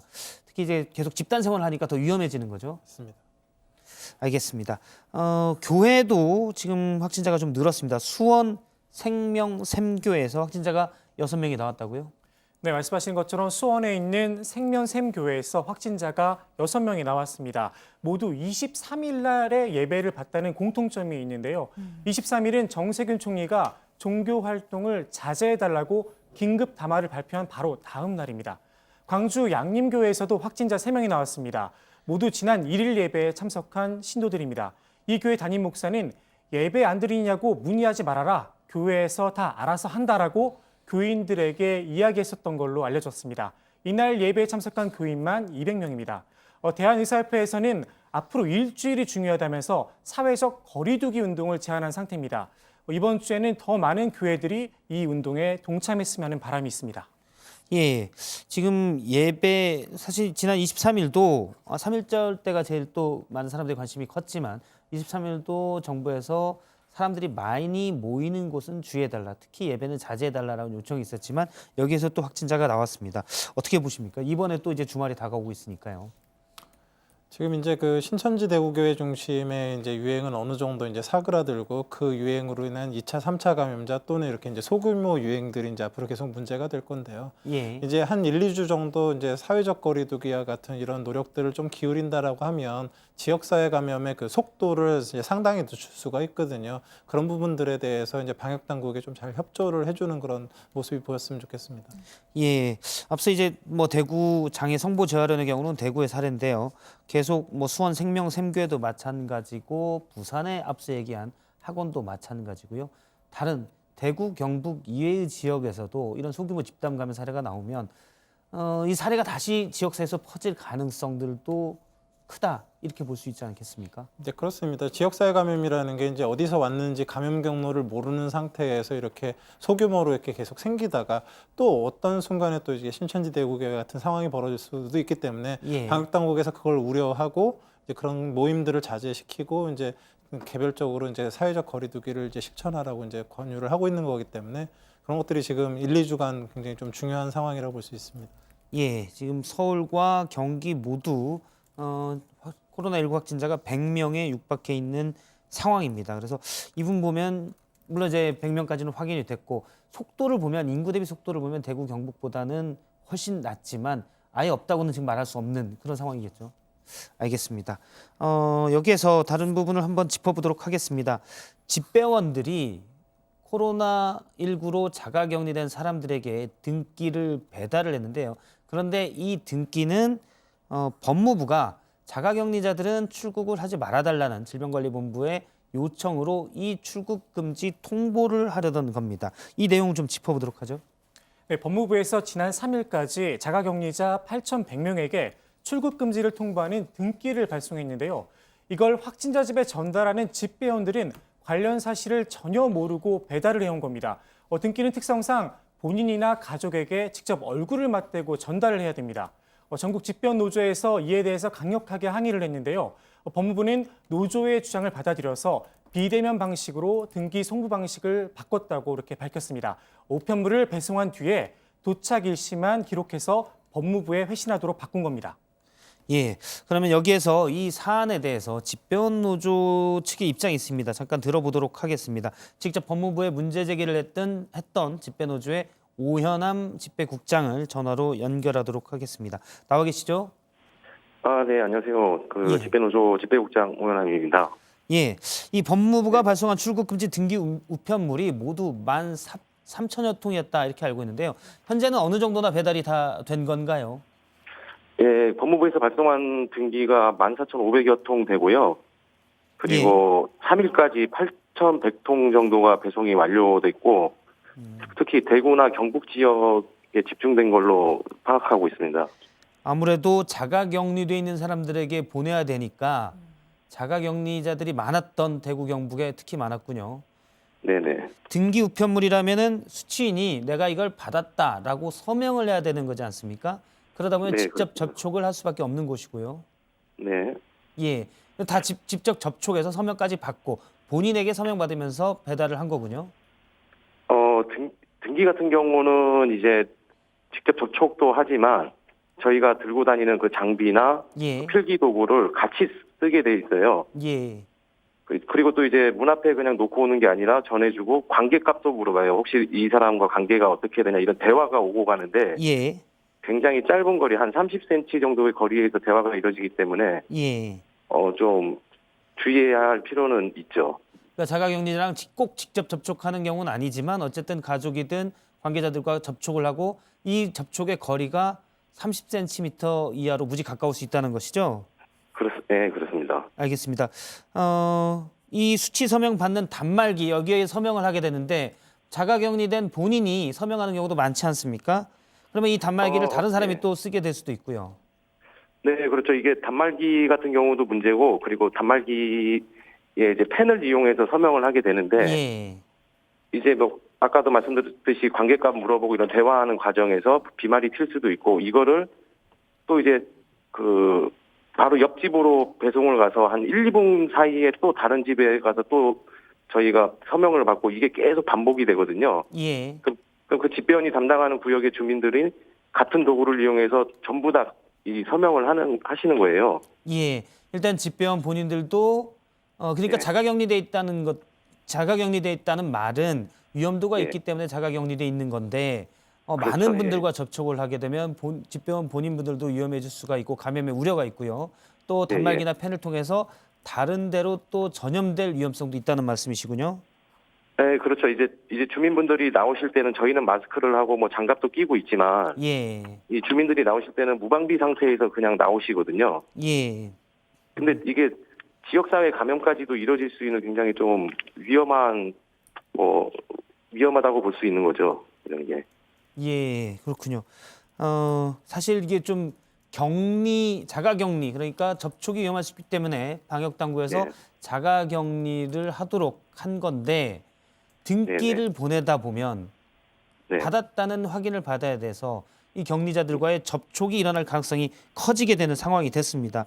일단 이런 내용을 지금 네. 등기 우편물이 배당된 법무부의 출국금지 통보서가 자가격리자들에게 배달되는 것이다 라는 내용이 집배원분들에게 알려졌나요?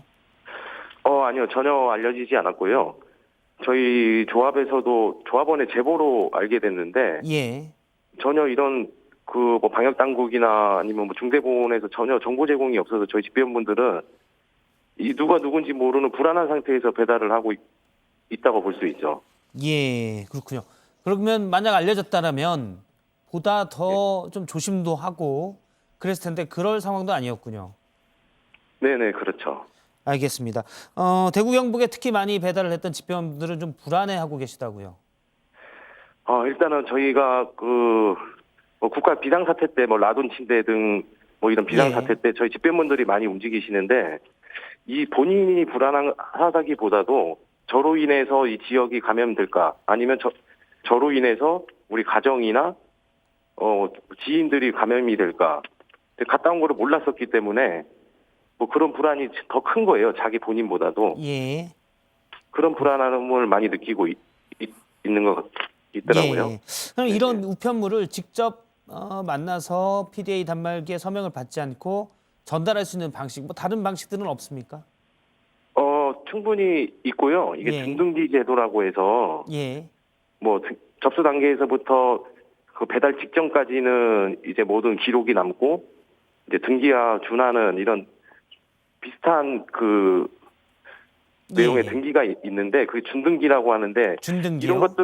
이런 것들을 좀 더 활용해서 이런 비대면 해서 배달할 수 있는 뭐 이런 시스템을 적극적으로 이제 방역 당국에서 권고를 내리고 중대본에서도 권고를 내리고 우정사업본부에서도 안내를 하고 뭐 했으면 더 좋지 않았을까 하는 좀 아쉬움이 좀 남네요. 예, 저런 제도가 있는데 초반에는 저게 안 됐기 때문에 대면에서 준등기가 아닌 등기로 전달을 하게 됐었군요.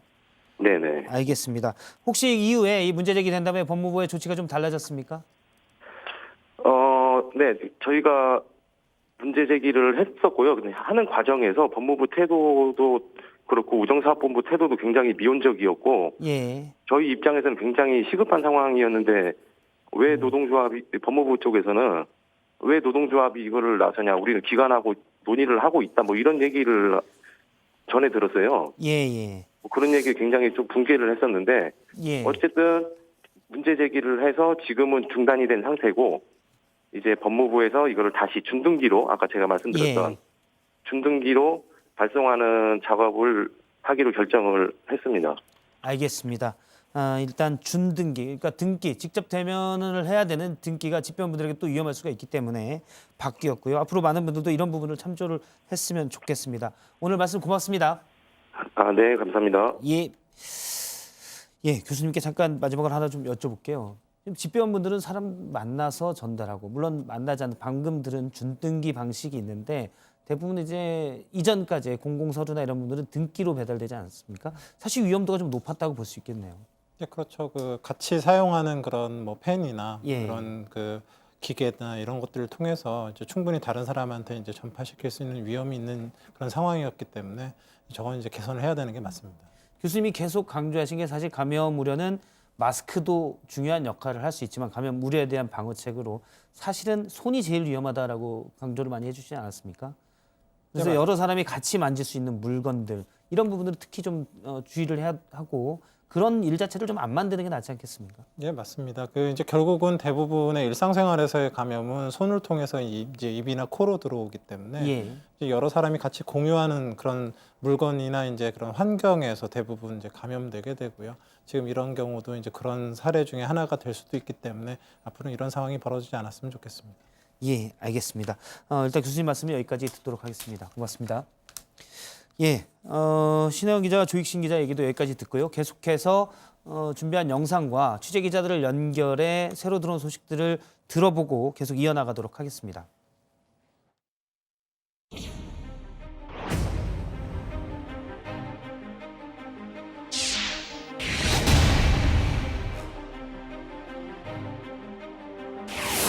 심혈관계 질환, 그리고 당뇨병, 고혈압, 만성호흡기 질환, 마지막으로 암, 또 사망자에게서 보이는 기저질환으로서 5개의 질환이 빈도가 높은 것으로 보입니다.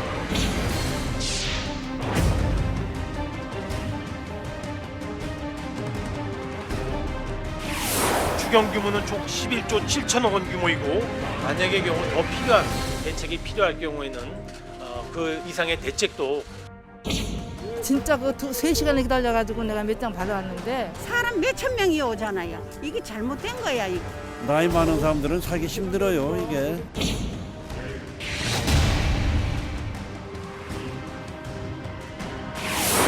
오늘 청와대부터 앞장서서 24시간 긴급 상황실 체제로 전환합니다. 정부는 국가적인 위기를 반드시 극복해 나갈 것입니다. 예, 그러면 계속해서 보도국을 연결해서 코로나19에 관련된 새로 들어온 소식들을 좀 짚어보도록 하겠습니다. 김수현 기자가 연결돼 있는데요. 자, 국내 확진자 수가 하루 동안 얼마나 늘었는지 다시 한번 정리를 해보죠. 네, 보건당국이 밝힌 확진자는 오늘 오후 4시를 기준으로 모두 5,621명입니다. 어제 오후 4시부터 24시간 동안 435명이 늘어난 겁니다. 앞서 방역당국은 확진자의 65.6%가 집단 발생과 연관돼 있다고 밝혔습니다. 신천지 대구교회 외에도 서울 성동구 주상복합 건물에서 12명, 천안시 줌바댄스를 중심으로 80명이 확진 판정을 받았습니다. 사망자는 오늘 1명이 늘어 모두 33명이 됐습니다. 오늘 새벽 칠곡 경북대병원에서 입원 치료를 받던 67살 여성이 숨진 건데요. 방역당국은 코로나19 감염증으로 인한 폐렴이 직접적인 사인이라며 다른 기저질환은 확인되지 않았지만 고령이라고 설명했습니다. 예, 정부에서는 선별검사의 우선순위를 바꾼다고 했지 않습니까? 예전에는 이제 신천지 교인, 그것도 먼저 유증상자에 대한 검사가 먼저 진행됐는데 앞으로는 어떻게 되는 겁니까? 네, 정부는 앞으로 증상이 있는 사람 또 고위험군을 위주로 검사하겠다고 밝혔습니다. 이에 따라 방역당국은 증상이 없는 일반인이 단지 걱정 때문에 검사를 받는 걸 삼가달라고 당부했습니다. 아울러 고령층이 집단 생활을 하는 요양병원 등을 중심으로 환자를 조기에 발견하는 검사를 강화하겠다고 했습니다. 대구에는 신천지 교인 3천여 명에 대한 전수조사가 남아있는데요. 자가격리 3주차가 되는 오는 8일까지도 증상이 없는 교인들은 검사하지 않고 자동으로 격리를 해제할 계획입니다. 예, 자가격리돼 있는 분들이 늘어나면서 그중 극히 일부는 격리 수칙을 지키지 않는 분들도 있어서 논란이 된 바 있습니다. 이 정부가 자가격리자를 관리하는 앱을 만들었다고요? 네, 그렇습니다. 대구 지역의 자가격리 대상자만 14,000여 명 정도 되는데요. 이들을 효율적으로 관리하기 위해 정부는 오는 7일부터 대구 경부 지역에서 자가격리 앱을 활용하겠다고 밝혔습니다. 이 앱은 GPS 기능을 활용해서 자가격리자가 정해놓은 위치를 벗어나면 경보음을 울리게 하는 겁니다. 물론 가장 중요한 것은 격리 대상자의 자발적인 협조라고 당국은 밝혔습니다. 지금까지 보도국에서 전해드렸습니다. 예, 그러면 계속해서 스튜디오에서 얘기를 나눠보도록 하겠습니다. 스튜디오에는 백순영 교수님이 나오셨고요. 안녕하세요. 예, 안녕하세요. 예, 그리고 고석승 기자와 최종혁 기자가 자리를 했습니다. 안녕하세요.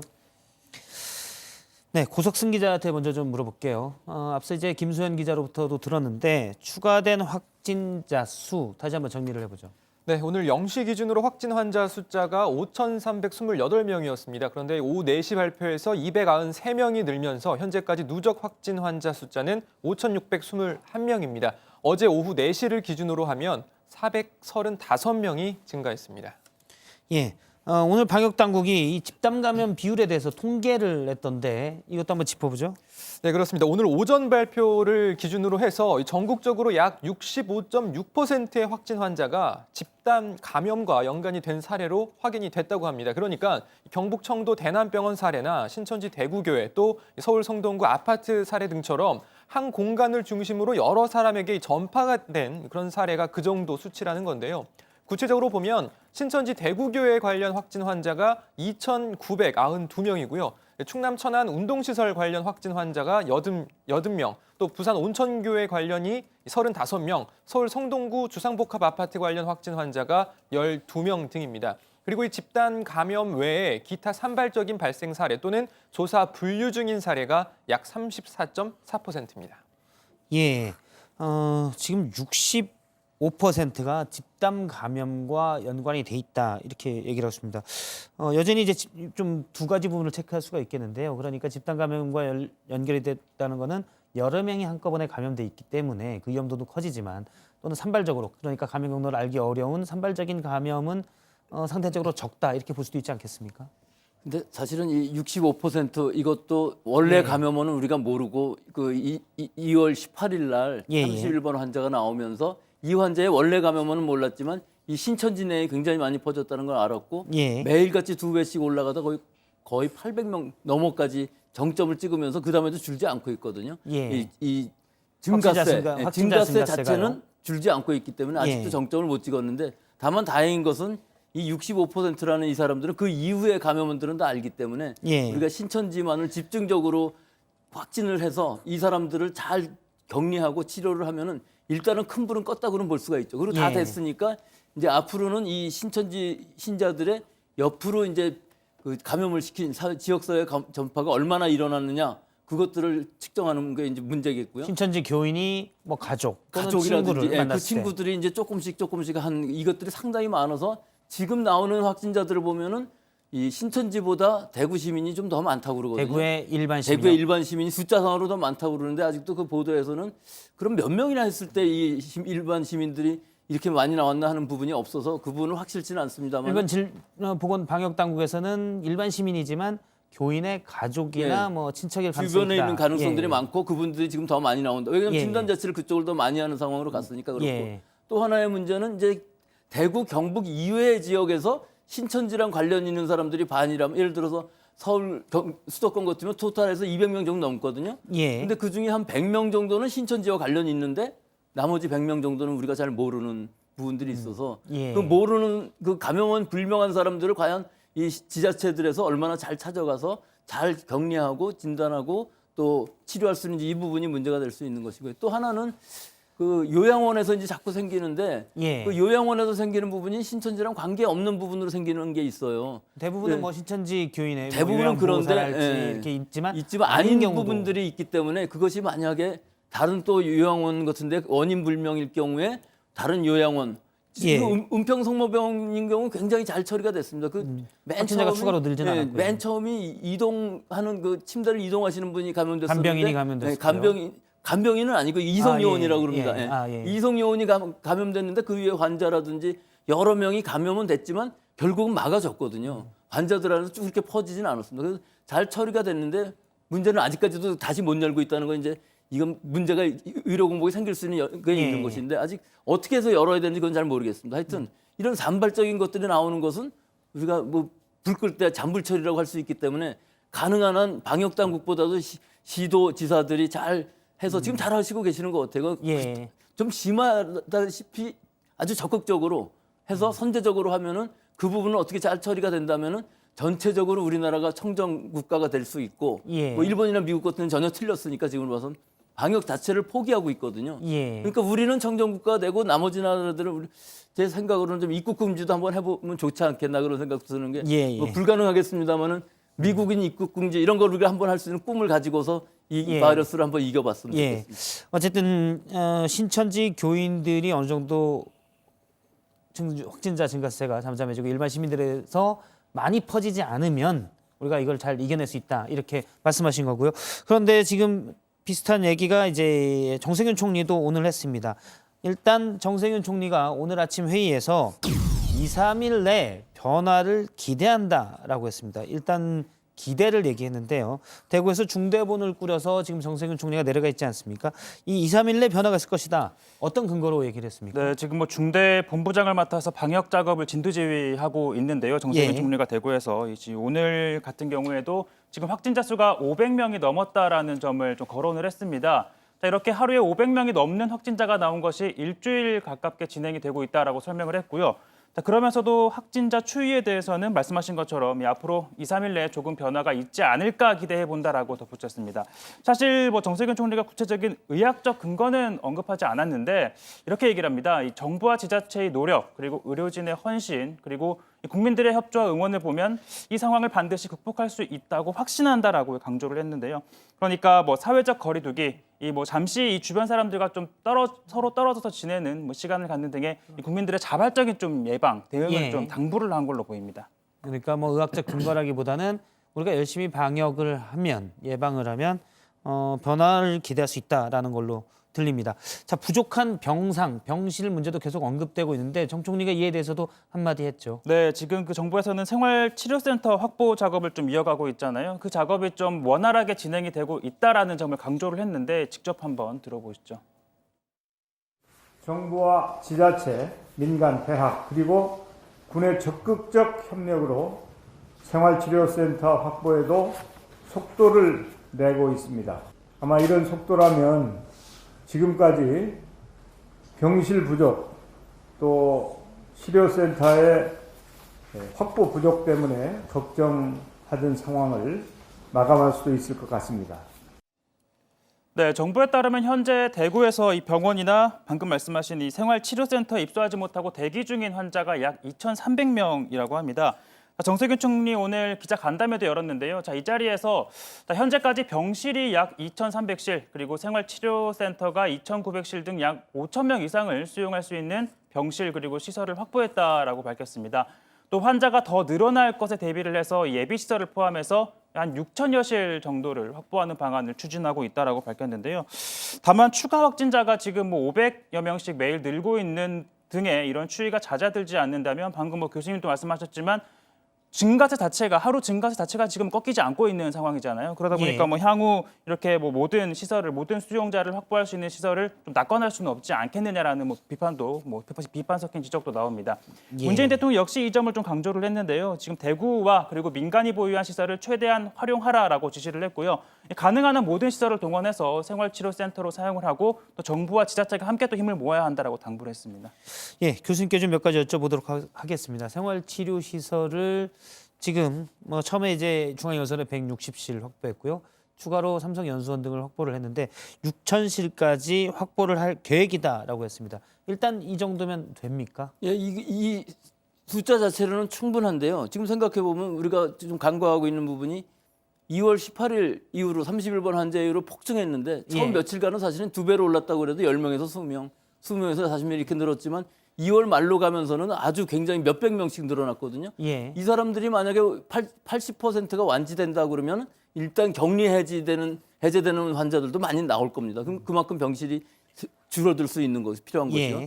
근데 다만 한 가지 좀 말씀드릴 것은 과연 6,000실이라는 그 지역에 각각의 지역에서 이런 병실을 만들었을 때 예. 이것이 병실로서의 구실을 과연 확실히 할 수 있느냐 하는 부분이 병원이 아니거든요. 그러니까 예. 이 시설 자체가 각각의 민간 시설들인데 오늘도 경산에서 시위가 있었거든요.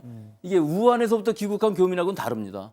우한에서 귀국한 그 교민들인 경우는 의심 환자일 뿐이고 그중에 몇 명이 나왔지만 실제로는 환자는 아닌데 예. 지금 이 환자를 수용하는 입원실이 아닌 시설을 과연 잘 만들 수 있느냐. 일단 시설이나 병실이나 이런 것들은 되겠지만 그다음에 장비를 거기다 과연 얼마나 갖다 놓을 수 있느냐 하는 것과 그다음에 의료진 문제도 있는데 이 시설 시설 격리라는 것은 최고의 봉쇄입니다. 절대로 밖으로 나가지가 않죠. 예. 이 바이러스 확산이 되지 않는 봉쇄라는 의미에 있어서 방역 당국에서 보면 제일 좋은 방법이긴 한데 예. 실제로는 우한 교민에서 처음에 우려했던 것처럼 이 안에 들어가는 사람들은 굉장히 공포심이 있을 수밖에 없습니다. 하지만 우한 교민하고 또 다른 게 환자인 경우는 좀 더합니다. 근데 지금 2,300명이나 자가격리를 하고 있잖아요. 예. 이 사람들은 환자이기 때문에 지금 아마 철저히 지킬 겁니다. 자가격리 수칙을. 왜 그러냐면 자기 주변에 자기 간병하는 사람들이 감염되면 굉장히 우려가 있으니까 굉장히 철저하게 지키기 때문에 우한 교민하고는 좀 다른 부분이 자가격리에 여기 있는 것이고요. 또 한 가지 장점이라고 그러면 자가격리에 일단 자기 집에서 자기가 그 부인이나 식구들이 해주는 밥을 먹으면서 예. 갇혀 있다는 느낌이 없고 또 시설 격리라는 부분은 병문안도 못 가고 거기에 굉장히 많은 사람들이 필요한 데 비해서 이건 단촐하게 할 수가 있으면서 또 실제 시설 격리에서 의료진이 직접 대면 진찰을 해줄 수 있다고 는 모르는데 결국 전화로 몇십 명씩 모니터링을 한다고 그러면은 시설 격리나 자가 격리나 똑같은 상황이 되거든요. 그러니까 예. 이것을 선택하게 해준다면은 거기 시설 격리에 들어가는 사람들, 즉 나는 아무도 돌봐줄 사람이 없으니까 집에서는 혼자는 못 있겠고 예. 시설 격리에 들어가겠다는 사람들한테 선택권을 준다면은 들어간 사람도 좀 공포심이 덜하지 않겠습니까? 내가 선택해서 들어온 거니까. 그렇지만 이걸 그냥 수용한다고 그러면은 좀 그런 문제가 있을 것 같아서 이 둘 중에 선택을 하는 방법은 앞에 이제 어떨까? 저희가 신상의 위원장, 학술위 원장님과도 한국의학연수위원장님과 얘기 나눴을 때는 일단 제일 위험시되는 부분들은 격리하는 경증으로 분류가 돼서 자가격리돼 있는데 그중에서도 고위험군인데 병상이 없어서 수용이 못하고 지금 갑자기 상태가 나빠져서 이송 중에 숨진 사례들이 몇 차례가 있었기 때문에 어떤 시설에서 한다면 보다 이분들에 대한 관리가 철저하지 않겠냐라는 의견들이었거든요. 근데 지금 교수님 말씀은 조금 다른 것이 다른 그때 의견이요? 13번째 사망자인 경우 그랬습니다. 74세 남자인데 예. 20년 전에 신장 이식을 했고 면역 억제제를 복용하고 있었는데 감염이 됐어요. 그래서 22월 26일 날 확진이 되고 그다음날 새벽에 돌아가셨거든요. 예. 근데 이건 의사 선생님이 아니라도 금방 알 수 있는 것이 면역 억제제를 먹고 있다는 건 바로 증상이 없이 지금은 경증이지만 바로 돌아가실 수 있다는 것인데 이때는 DUR이라는 시스템이 대구에서 예. 쓸 수가 없었습니다. 왜 그러냐 하면은 DUR이라는 것은 자기 주치의가 환자를 볼 때는 다 볼 수 있지만 여기 개인 보호 때문에 개인 정보 보호 때문에 다른 거거든요. 다른 의사 선생님이 보는 거니까 볼 수가 없었거든요. 예. 지금 볼 수가 있어요. 예. 근데 이런 환자들을 찾아내고 이런 환자들은 자가격리건 시설격리건 하지 않고 바로 입원을 시켜서 병실로 가야 되는 상황이고 예. 제가 말씀드리는 것은 경증이나 전혀 증상이 없는 사람들은 80%는 그냥 낫거든요. 별다른 치료가 필요 없고 또 만약에 증상이 악화된다고 그러면 바로 부인한테든지 아들한테 얘기를 해서 바로 연락을 해서 옮기는 식으로 하면은 결국은 예. 시설격리나 자가격리나 그 부분은 같다는 것이죠. 다만 뭐 여러 가지 장비가 좀 없겠죠. 엑스레이 정도 있을 텐데 이 시설격리를 한다면은 예. 그 정도 차이기 때문에 거기서 과연 엑스레이 갖고서 폐렴 같은 걸 찾아낼 수 있느냐? 그건 아니기 때문에 결국은 숫자가 너무 많다 그러면은 장비가 부족할 것이다. 지금 교수님 말씀이 이제 본인의 선택에 맡기자. 그렇죠. 시설에 들어갈 거냐, 들어갈 거냐, 자가격리 할 거냐. 어차피 지금도 자가격리가 굉장히 많은데 예. 이 부분을 무리하게 6,000씩이나 이렇게 만들 것이 아니라 예. 둘 중에 하나를 선택하게 하면 굉장히 여유가 생기지 않을까 하는 것이죠. 지금 뭐 여러 다른 또 전문가들과 의견은 네, 다르지만 제 일단 의견입니다. 교수님의 예, 의견이고요. 예, 예. 하지만 그 부분은 그러면 본인이 선택해서 내가 환경이 충분하다면 내가 그냥 집에서 자가격리되고 충분한 지원을 또 가족들의 지원을 받을 수 있다면 그게 마음으로 더 안정이 돼서 치료에 나을 수도 있다라는 말씀이시죠. 일단 외롭지 않고 예. 자기가 집에 있으면서 안정되게 여러 가지 치료를 받을 수 있고 여러 가지 조언도 받을 수 있고 하는 것이죠. 지금 자가 그 격리하는 모니터링하는 앱도 생겼다고 그러지 않습니까? 예. 그런 것들을 잘 이용하면 충분히 지금 우한 교민하고 상당히 다른 부분이 있는 것이 본인이 자가 격리라는 걸 굉장히 무서워하고 있는 상황이거든요. 자기 식구들이 옮을까 봐. 그러니까 이 간호 인력이라든지 간병 인력 또는 그 취사 같은 것도 굉장히 그 우한 교민들 거의 찬밥 먹었다고 그러거든요. 예. 그게 어려우니까요. 한꺼번에 그 많은 사람 700명인데도 그랬는데 6,000명을 과연 취사라든지 여러 가지 간병이라든지 지금 확진자인데. 그런데 이제 그런 부분을 본인의 선택에 맡기면 어떤 사람의 경우 이건 가정인데요. 고위험군에 들어갈 수가 있고 갑작스럽게 상태가 나빠질 수도 있는데 아무래도 시설에 들어가서 남의 통제를 받게 되면 불편하지 않습니까? 그래서 그걸 선택하지 않을 수 있는 사람도 생기기 때문에 이 부분은 좀 애매할 수도 있을 것 같아요. 글쎄요. 그럴 수는 있겠지만 사실은 그 부분이 비슷합니다. 예. 예. 자가격리를 많이 한다고 그러면 그 선택권을 줄 수도 있는 것이 실제로 일본에서 처음 1차 교민이 일본에 이송됐을 때 그 선택권을 줬었어요. 예. 근데 대부분의 사람들이 호텔에 격리된다고 얘기를 했었거든요. 근데 집에 돌아간 사람들도 있었는데 그 사람들은 확진된 사람이 몇 명 있어갖고 좀 난리가 났었는데 이게 인권 문제 때문에 일본에서는 그랬었거든요. 근데 우리는 지금 이게 감염병이고 중대하니까 인권 문제는 뭐 나중에 생각하고 일단 수용하자 이런 뜻이니까 아마 국민들의 여론을 보면은 그분들은 시설 격리를 하는 게 좋겠다고 아마 할 것이지만 이미 뭐 격리 수칙을 지키지 않은 사람들도 꽤 있었고요. 그거는 좀 다른 부분이거든요. 예. 예, 그분은 그 관리는 다른 부분이고 지금 현재 자기 식구들이 간병을 해준다면은 그거는 분명히 잘 지킬 것이고 그 부분 관리를 하면 될 것으로 봅니다. 알겠습니다. 일단 교수님의 의견은 무조건 시설 격리는 옳지 않다. 물론 다른 전문가도 다른 부분도 있지만요. 여러 부분을 봤을 때 본인의 선택을 하는 게 좋다는데 이 선택의 기준을 과연 어떻게 할지 부분이 좀 난제로 남을 것 같습니다. 일단 우리가 지금 민주적인 통제로 이거를 잘 잡자고 그러는 것인데 이 부분은 민주적이 아니라 생각해서 제가 이런 의견을 낸 겁니다. 알겠습니다. 다른 얘기를 좀 더 해보면요. 일단 치료에 관련된 얘기를 해보도록 하겠습니다. 확진자들에 대한 치료가 진행 중이고 또 완치되는 환자들도 나오고 있습니다. 현재 치료제 연구 상황은 어떻게 되고 있습니까? 현재 이 코로나19 감염증과 관련해서는 이 질병의 원인을 치료하는 게 아니라 이로 인해서 발병한 증상을 치료하고 있는 상황이죠. 뭐 대증요법이라고 하는데 지금 세계보건기구 같은 경우에는 코로나19 치료제의 임상시험이 진행 중이라고 좀 입장을 밝혔습니다. WHO 사무총장 오늘 언론 브리핑도 가졌는데 이와 함께 20여 종의 백신도 함께 개발 중이라는 소식을 전했고요. 아시다시피 뭐 백신을 통해서 항원이 인체에 투입이 되면 이 항체를 만들게 되고 이를 통해서 이제 감염병을 예방하게 되는 거죠. 그러니까 향후 뭐 확산이나 재발을 막기 위해서도 백신 개발이 뭐 시급하다라는 뭐 관측이 나옵니다. 예, 백신을 나려면 사실 항체, 그러니까 이 코로나19 바이러스에 대항할 수 있는 항체가 중요한데 국내 연구진이 관련된 뭐 개발을 했다라는 얘기도 나오던데요. 네, 이게 오늘 뭐 한국화학연구원이라는 곳인데요. 이곳 신종 바이러스 융합 연구단입니다. 과거 밝혀진 게 있죠. 사스와 이 메르스 항체에서 이 코로나19를 무력화하는 뭐 항체를 찾았다라는 소식을 밝혔는데요. 말씀드렸듯이 이 백신을 통해서 항체가 만들어지는데 이때 그러니까 지금 코로나19 같은 경우에는 바이러스를 무력화할 수 있는 항체를 중화항체라고 합니다. 이 사스와 메르스의 이 중화항체가 이 코로나 바이러스가 세포내에 침입하는 것을 막는 작용을 할 수 있다는 사실을 예측해냈다고 하는데요. 관련해서는 좀 더 연구 결과가 나와봐야 할 것으로 보입니다. 예, 사실 아까 교수님도 말씀하셨지만 80% 이상은 경미하게 그냥 지나갈 수가 있다. 그런데 우리가 더 두려워하는 거는 치료제, 백신이 없기 때문이 아니겠습니까?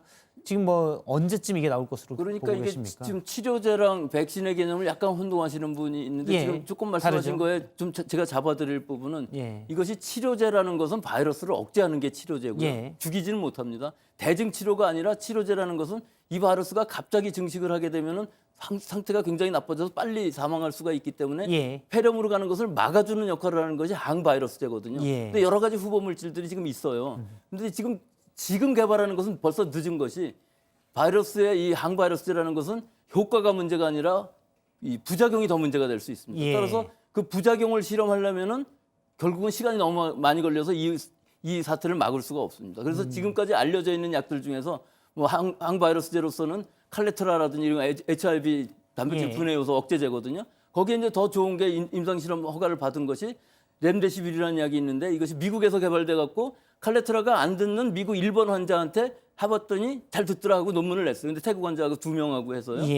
근데 그걸 중국의 회사가 이거를 복제를 해갖고 카피약을 만들어서 중국에서 임상 3상을 거의 한 겁니다. 그러니까 길리아드라는 특허가 있는데 중국에서는 그걸 엄청 많이 써서 임상 3상을 했는데 사실은 그때는 중국이 너무 환자가 많아서 우리가 이 약을 구할 수도 없었어요. 근데 지금 중국이 환자가 많이 떨어지니까 하여튼 약을 구할 수도 있을 거고 우리나라에서도 임상에서 쓸 수 있게끔 허가가 났기 때문에 우리도 빨리 이 약을 구해서 갖고 있으면서 이 바이러스가 증식할 때 초기에 잘 막아주면 시간을 벌어주면은 우리 몸에 항체가 생기는 것이고 백신이라는 것은 사실은 두 가지가 있습니다. 예방 백신하고 치료 백신이 있는데 예방 백신이라는 것은 이제 가짜를 만들어 갖고 우리 몸에서 항체를 미리 만들어 놓으면 그게 똑같은 놈이 들어오면은 우리가 저항을 막아줄 수가 있는 것이거든요.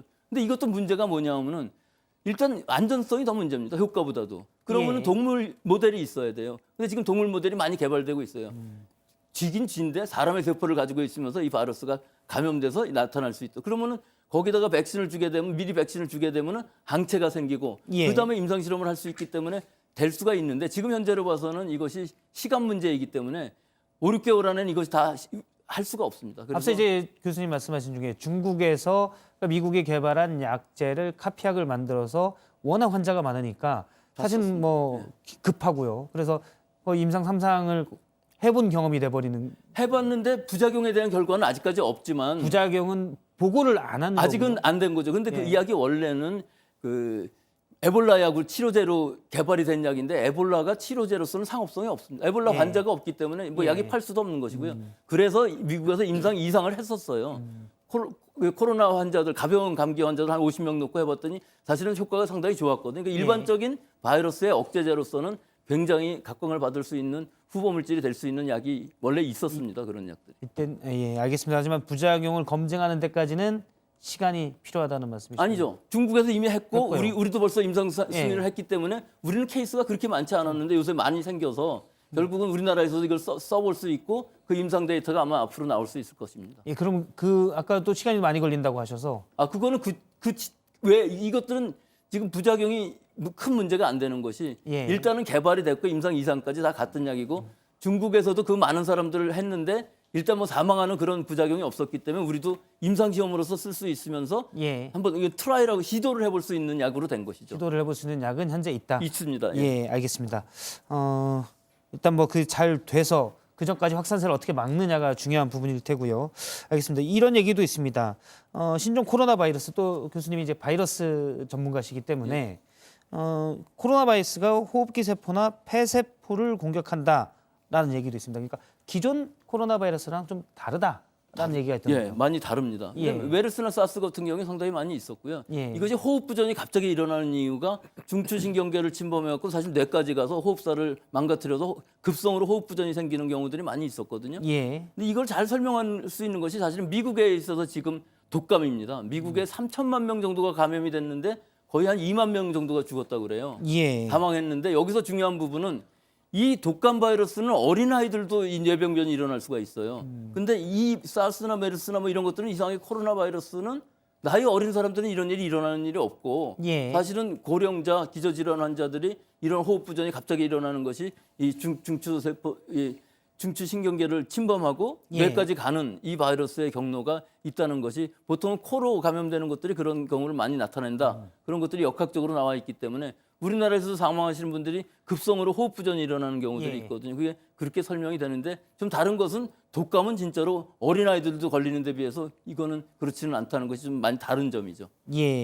일부 이제 아이도 있었고요. 지금 확진자 중에 극히 드문 사례지만 초등학생들도 있었는데 이건 뭐 극히 드문 사례이다라고 볼 수 있겠군요. 근데 중증으로 가는 경우가 거의 없었고 19세 이하는 거의 없는 데 비해서 독감은 그게 굉장히 일반적으로 많고 어린아이들도 특히 어린아이들이 어린아이들 그런 게 많다는 것이죠. 역시 뭐 바이러스의 종은 다르지만 역시 바이러스인데 독감도요. 비슷합니다. 그 경로는 비슷하고 뇌병변까지 어린아이들이 나오는 경우가 많이 있기 때문에 그 부분은 많이 좀 특성이 다른 것입니다. 알겠습니다. 지금까지 코로나19 바이러스에 대한 치료제 개발에 대한 예상들 이런 것들을 좀 해봤고요. 다음은 지금 코로나19 바이러스가 확산세를 보이면서 확진자가 늘어나면서 개학이 3주, 처음 1주까지 해서 2주 더 연기됐습니다. 문제는 이제 부모들이 특히 이제 맞벌이하는 부부들 아이는 대체 그러면 어디에 맡길 수 있느냐 이 부분에 고민이 많은데요. 이걸 좀 얘기를 해보도록 하겠습니다. 돌봄 교실이 있습니다. 아이를 이제 대신 맡아서 교육당국에서 아이를 봐줄 수 있는 기관인데 여기에 참여율 자체가 좀 저조하다고요? 네, 그렇습니다. 전국 초중고교가 지금 개학을 연기하면서 이 교육부가 초등학생들에 대한 긴급 돌봄 교실을 운영하고 있는데요. 예상보다 이용자가 적다고 합니다. 애당초 전국 초등학생 272만 명 중에 4만 8천여 명의 학생들만 신청을 해서 신청률 자체가 이미 뭐 1.8% 정도로 저조했는데요. 막상 운영을 또 해보니까 신청자 중에서도 이 절반 정도인 2만 3천여 명만 참여를 했다고 합니다. 유치원도 초등학생들과 마찬가지로 긴급 돌봄을 운영은 했지만 실제 참여율이 신청자 대비 절반에 못 미쳤습니다. 실제 대구가 가장 참여가 저조했다고 그러는데 그 배경이나 앞서 이제 돌봄 교실에 참여가 낮은 이유 어디에서 볼 수 있을까요? 일단 이 대구 같은 경우에는 뭐 신청도 굉장히 저조했습니다. 이 대구 지역 초등학생의 0.5%인 568명만 신청을 했고요. 막상 운영을 해보니 신청 학생 중에서도 약 26% 정도에 불과한 146명만 실제 돌봄 교실을 이용했습니다. 사실 뭐 부모들 입장에선 당장 자녀를 돌봄 교실에 보냈다가 혹시나 코로나19나 또 감기 등에 걸릴까 이 불안한 마음이 컸을 것으로 보입니다. 교육부는 이 개학이 2주 더 연기됨에 따라 내일까지 긴급 돌봄 교실 추가 수요 조사를 벌이고 있는데요. 희망 학부모들은 인근 유치원과 초등학교 등에 신청을 하면 됩니다. 일단 뭐 교육부에서도 개학을 연기하면서 낸 부분들이 있습니다. 학생들이 많이 이용하는 시설이 PC방인데요. 이것도 이제 사실 폐쇄된 곳에 여러 사람이 있기 때문에 위험이 있기 때문에 이런 부분도 좀 자제해달라 요청을 했었고요. 또 하나는 학원입니다. 사설학원에 대해서도 좀 그 문을 열지 않도록 권고를 했었는데 이 부분은 어떻습니까? 사실 이미 뭐 상당수 학원들도 휴업에 들어갔고요. 또 대부분의 PC방도 손님이 크게 줄어든 상황이라고 하는데요. 그런데 일부 학생들이 갈 곳이 딱히 없다 보니까 PC방을 가는 경우가 종종 있고 또 일부 학원도 여전히 수업을 진행 중이라고 합니다. 이 전염 가능성, 전파 가능성 배제할 수 없는 상황인 거죠. 예, 오늘 나온 뉴스인데요. 앞서 이제 강신우 기자가 부산에서 전했습니다. 부산에서 실제 학원에서 집단 감염, 소규모지만 집단 감염 사례가 나왔죠.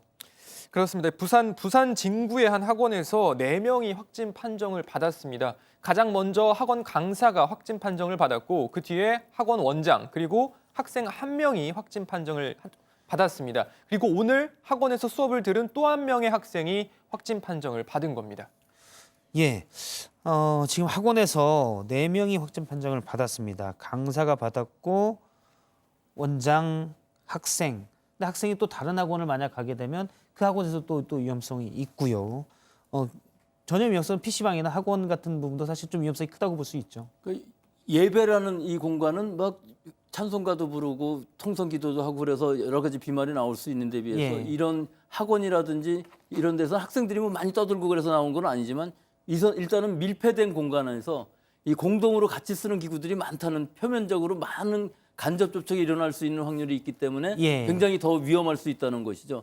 따라서 이 학원이라든지 PC방 같은 데는 굉장히 조심하는 것이 좋을 것 같은 시기입니다. 지금은. 사실 뭐 많은 전문가들이 지적하는 부분이 직접적인 비말의 위험성도 있지만 그것보다는 같은 접촉이 반복적으로 이루어지면 손에 의해서 바이러스가 옮을 가능성이 크다. 이 부분이고요. 예. 학원도 역시 마찬가지죠. 학원도 마찬가지입니다. 장시간 뭐 수업을 장시간에 하거나 걸쳐서 앉아 있다 보통 보면. PC방이나 학원 같은 것들이 한두 시간이 아니라 예. 거의 뭐 서너 시간씩은 다 하기 때문에 그런 장시간에 노출이 있을 수가 있기 때문에 더 위험할 수 있다는 것이죠. 예, 이 부분 좀 알아보겠습니다. 그렇다고 해서 정부가 학원이나 PC방을 뭐 강제로 영업 중단한 시킬 수는 없고요. 정부 입장은 어떻게 되고 있습니까? 일단 뭐 정부는 이미 지난달 개학 연기 발표를 처음 하면서 그 당시에도 이 PC방과 학원 출입 학원 출입 자제를 요청한 바가 있었습니다. 예. 잠깐 그 입장을 좀 듣도록 하겠습니다. 앞으로 2주일 동안은 학원이나 또 다중이용 시설이나 PC방 같은 이런 시설을 이용하지 않도록 학부모들께서 훨씬 더 좀 지도를 해주실 거를 당부를 드리고요. 네, 정부와 각 지역 교육청은 학원 등의 휴업을 권고하고 있지만 해당 업계 관계자들 입장에선 생기가 걸린 문제이기 때문에 그렇다고 이걸 뭐 강제로 문을 닫게 할 수도 없는 노릇이거든요. 이 한국학원총연합회 측에 따르면 지난달 28일 기준으로 전국의 약 67%의 학원이 정부 권고대로 휴업을 하고 있다라고 합니다. 그런데 뭐 건물 임대료부터 학원 강사 등 직원 월급, 또 운영비 등에 있어 뭐 손실이 커지고 있기 때문에 정부의 지원책이 필요하다 이런 입장을 밝히고 있습니다. 어제 이 박종훈 경남교육감도 교육청의 휴업 권고가 한계가 있는 만큼 정부 차원에서 휴업 학원에 실질적인 지원이 필요하다 이런 입장을 밝혔습니다. 예, 결국 돌봄 교실도 불어나고 그렇다고 뭐 학원도 지금 불안한 상황이고요. 부모가 직접 아이들을 돌보는 상황도 좀 많이 돌봐야 되는 그런 상황도 많이 있는데 정부 대책이 이에 대해서 뭐 지원책이랄까 있습니까? 네, 일단 교육부는 지난번 2차 개학 연기 발표를 하면서 이른바 이 가족 돌봄이 가능하도록 유연 근무제를 적극 지원하겠다 이렇게 밝혔습니다. 그리고 초등학교 2학년 이하의 자녀를 둔 학부모를 위해서 최대 열흘의 이 자녀 돌봄 휴가, 이 가족 돌봄 휴가를 사용할 수 있게 하고 최대 5일에 대해서는 50만 원까지 자녀 돌봄 비용을 지원할 예정이라고 합니다. 예, 사실 맞벌이 부부들에게는 지금 아이를 맡길 곳이 없다. 이 부분이 가장 또 큰 고민으로 다가오고 있습니다. 다음은 해외 소식을 좀 보도록 하겠습니다. 일본에서 처음 나온 얘기인데요. 올림픽을 맡고 있는 담당 장관이 올림픽을 2020년 중에 치르면 된다. 원래는 7월에 올림픽이 열리게 돼 있는데요. 2020년 중에 치르면 된다라는 취지로 얘기를 해서 올해 안으로 연기가 되는 것 아니냐라는 얘기가 나오고 있습니다. 이 부분을 좀 짚어보도록 하겠습니다. 일본 정부가 사실은 일본 정부의 주요 관료가 이런 얘기를 한 건 처음이죠. 사실 뭐 일본의 경우에도 이 코로나19 확진자가 1,000명을 넘어섰습니다. 지금 뭐 우리나라 그 다음으로 많은 수치인데요. 이제 그 크루즈선 다이아몬드 프린세스에 있던 탑승자들을 합쳐서 그렇죠. 더해서 1,000명을 넘어선 수치고요. 그러다 보니까 뭐 7월로 예정된 올림픽을 과연 뭐 치를 수 있느냐 없느냐 뭐 연기해야 되는 것 아니냐 뭐 이런저런 얘기가 나오고 있는 상황인데 이 도쿄올림픽 개최를 총괄하고 있는 일본 장관이요. 이 참여연대 수석께 내놓은 답변입니다. 국제올림픽위원회는 올해 2020년에 이 개최되지 못할 경우에 한해 이 게임을 취소할 권한을 갖고 있다. 자, 이는 올해 안에 개최되는 것을 전제로 올림픽 게임이 연기될 수 있다는 뜻으로 해석할 수 있다라고 말을 했습니다. 그러니까 이 올림픽은 올해 내에만 열면 된다는 건데요. 즉 올해 내엔 다른 시기로 늦춰질 수 있고 이 예정된 7월 24일 개최되지 못할 수도 있음을 시사한 것이라는 분석이 나옵니다. 자, IOC 같은 경우에는 현재까지 이 새로운 개최 도시를 선택하는 것은 불가능하다. 그러니까 예정대로 도쿄에서 개최할 가능성이라는 입장을 계속해서 내놓고 있습니다. 예, 그러니까 7월까지 얼마 안 남았습니다. 넉 달이 좀 넘게 남았는데 그 전까지 확산세가 멈추지 않는다면 코로나19 확진자들이 좀 많다면 일본의 경우도요. 올림픽을 올해 내로 이제 예를 들어 11월이나 11월로 미룰 수도 있다. 이런 뜻을 시사했다라고 봐야 되겠군요. 네, 그러니까 올해 내에만 올림픽을 치르면 된다라는 말에서 그런 뉘앙스로 좀 해석해 볼 수 있을 것 같습니다. 예, 알겠습니다. 다른 나라도 좀 보도록 하죠. 중국과 우리나라 다음으로 확진자가 많은 곳이 이란입니다. 이란은 확산을 막기 위해서 교도소에 있던 재소자를 석방했다고요? 네, 이란 이 교도소 내에 코로나19 확산을 좀 막기 위해서 재소자 5만 4천여 명을 임시로 석방을 했습니다. 사실 아무 조건 없이 풀어준 건 아니고요. 이 코로나19 음성 판정을 받은 재소자들을 대상으로 보석금을 내고 일시적으로 출소를 시킨 겁니다. 자, 이란 사법당국에 따르면 이 좁은 공간에서 함께 생활하는 재소자를 보호하기 위해서다라고 설명을 했고, 다만 장기 복역수나 대중에게 위협을 가할 수 있다고 여겨지는 재수들은 그대로 수감이 돼 있다고 합니다. 예, 사실 코로나19가 전 세계적으로 확진자가 늘어나면서 커지고 있습니다. 그러면서 우리나라도 마찬가지지만 경제 자체가 어려워질 것이다. 이런 전망들도 나오고 있는데요.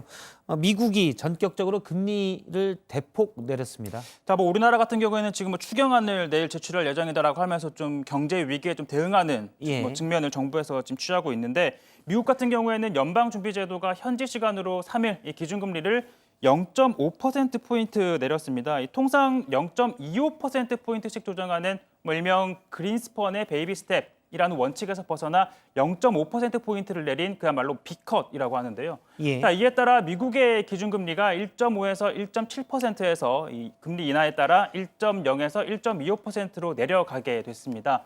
코로나19 확산으로 글로벌 경제의 불확실성이 커지자 전격적인 이렇게 통화 완화 정책을 통해서 좀 시장의 심리를 안정시켜 보겠다라는 취지로 보입니다. 예. 그런데 금리를 인하하면 보통 주식시장에 주식은 오르지 않습니까? 그러니까 은행에 넣어두느니 주식을 사겠다. 간단히 보면 이것 때문에 오르는 건데 이번에 전혀 반대의 일이 벌어졌다고요. 네, 말씀하신 것처럼 금리를 내리게 되면 이 미국 같은 경우에는 미국 국채 수익률이 떨어지게 되겠죠. 그러면 또 대출 금리가 낮아져서 경제 성장을 자극할 거라는 기대감이 생기기 때문에 말씀하신 것처럼 주가는 좀 상승합니다. 하지만 이날 뉴욕 증시는 큰 폭으로 하락을 했는데요. 이 금리 인하 소식에 한때 잠시 오르긴 했지만 경제 활동이 줄어드는 근본적인 문제를 해결할 수 없다는 전망이 나오면서 좀 급락한 것으로 해석이 됩니다. 그만큼 코로나19에 따른 불확실성이 커지면서 실제적으로 시민들이 체감하는 이 경기 자체가 좀 위축된 것으로 풀이를 해볼 수 있을 것 같습니다. 예, 그만큼 미국 경제 당국이 미국의 연방준비제도 이사회가 전망을 어렵게 보고 있다라는 거는 코로나19 확산을 막는 게 또 어려울 수 있다라는 판단도 엿본 것으로 보입니다. 교수님께 잠깐 여쭤보면 제가 지금 세계 사례를 보고 있는데요. 이탈리아의 경우 확진자 수가 2,036명, 사망자 수는 52명이 됐습니다. 상당히 우리나라 못지않게 빠르게 늘었고요. 프랑스도 191명, 독일도 150명이 넘었습니다. 유럽에 이렇게 커지고 있고요. 미국도 계속 증가세이기 때문에 전 세계적으로는 대유행까지는 아니더라도 확실히 좀 더 퍼지고 있는 거다. 중국은 줄어들고 있지만 다른 나라는 퍼지고 있다고 볼 수 있겠죠. 예, 중국은 뭐 사회주의 국가이기 때문에 완전히 물리적으로 봉쇄를 해서 잘 잡았거든요. 예. 근데 이탈리아 같은 경우는 사실 막긴 막았었습니다. 처음에 중국 입국자들을 막았는데 원래 중국 그 관광객들이 많이 들어와 있었기 때문에 노출이 많았었는데 예. 이것들을 우리처럼 이렇게 선제적으로 진단을 하지 못하고 있다가 이제 갑자기 당해서 많이 생긴 것이거든요. 그래서 이탈리아 북부부터 시작해서 거의 로마까지 좀 내려왔고 EU의 특징은 들어오는 거는 막을 수 있지만 국경이 없기 때문에 그 옆에 나라들이 퍼지는 것은 각국에서 이제 알아서 막아야 되는데 그것이 심상치 않고요.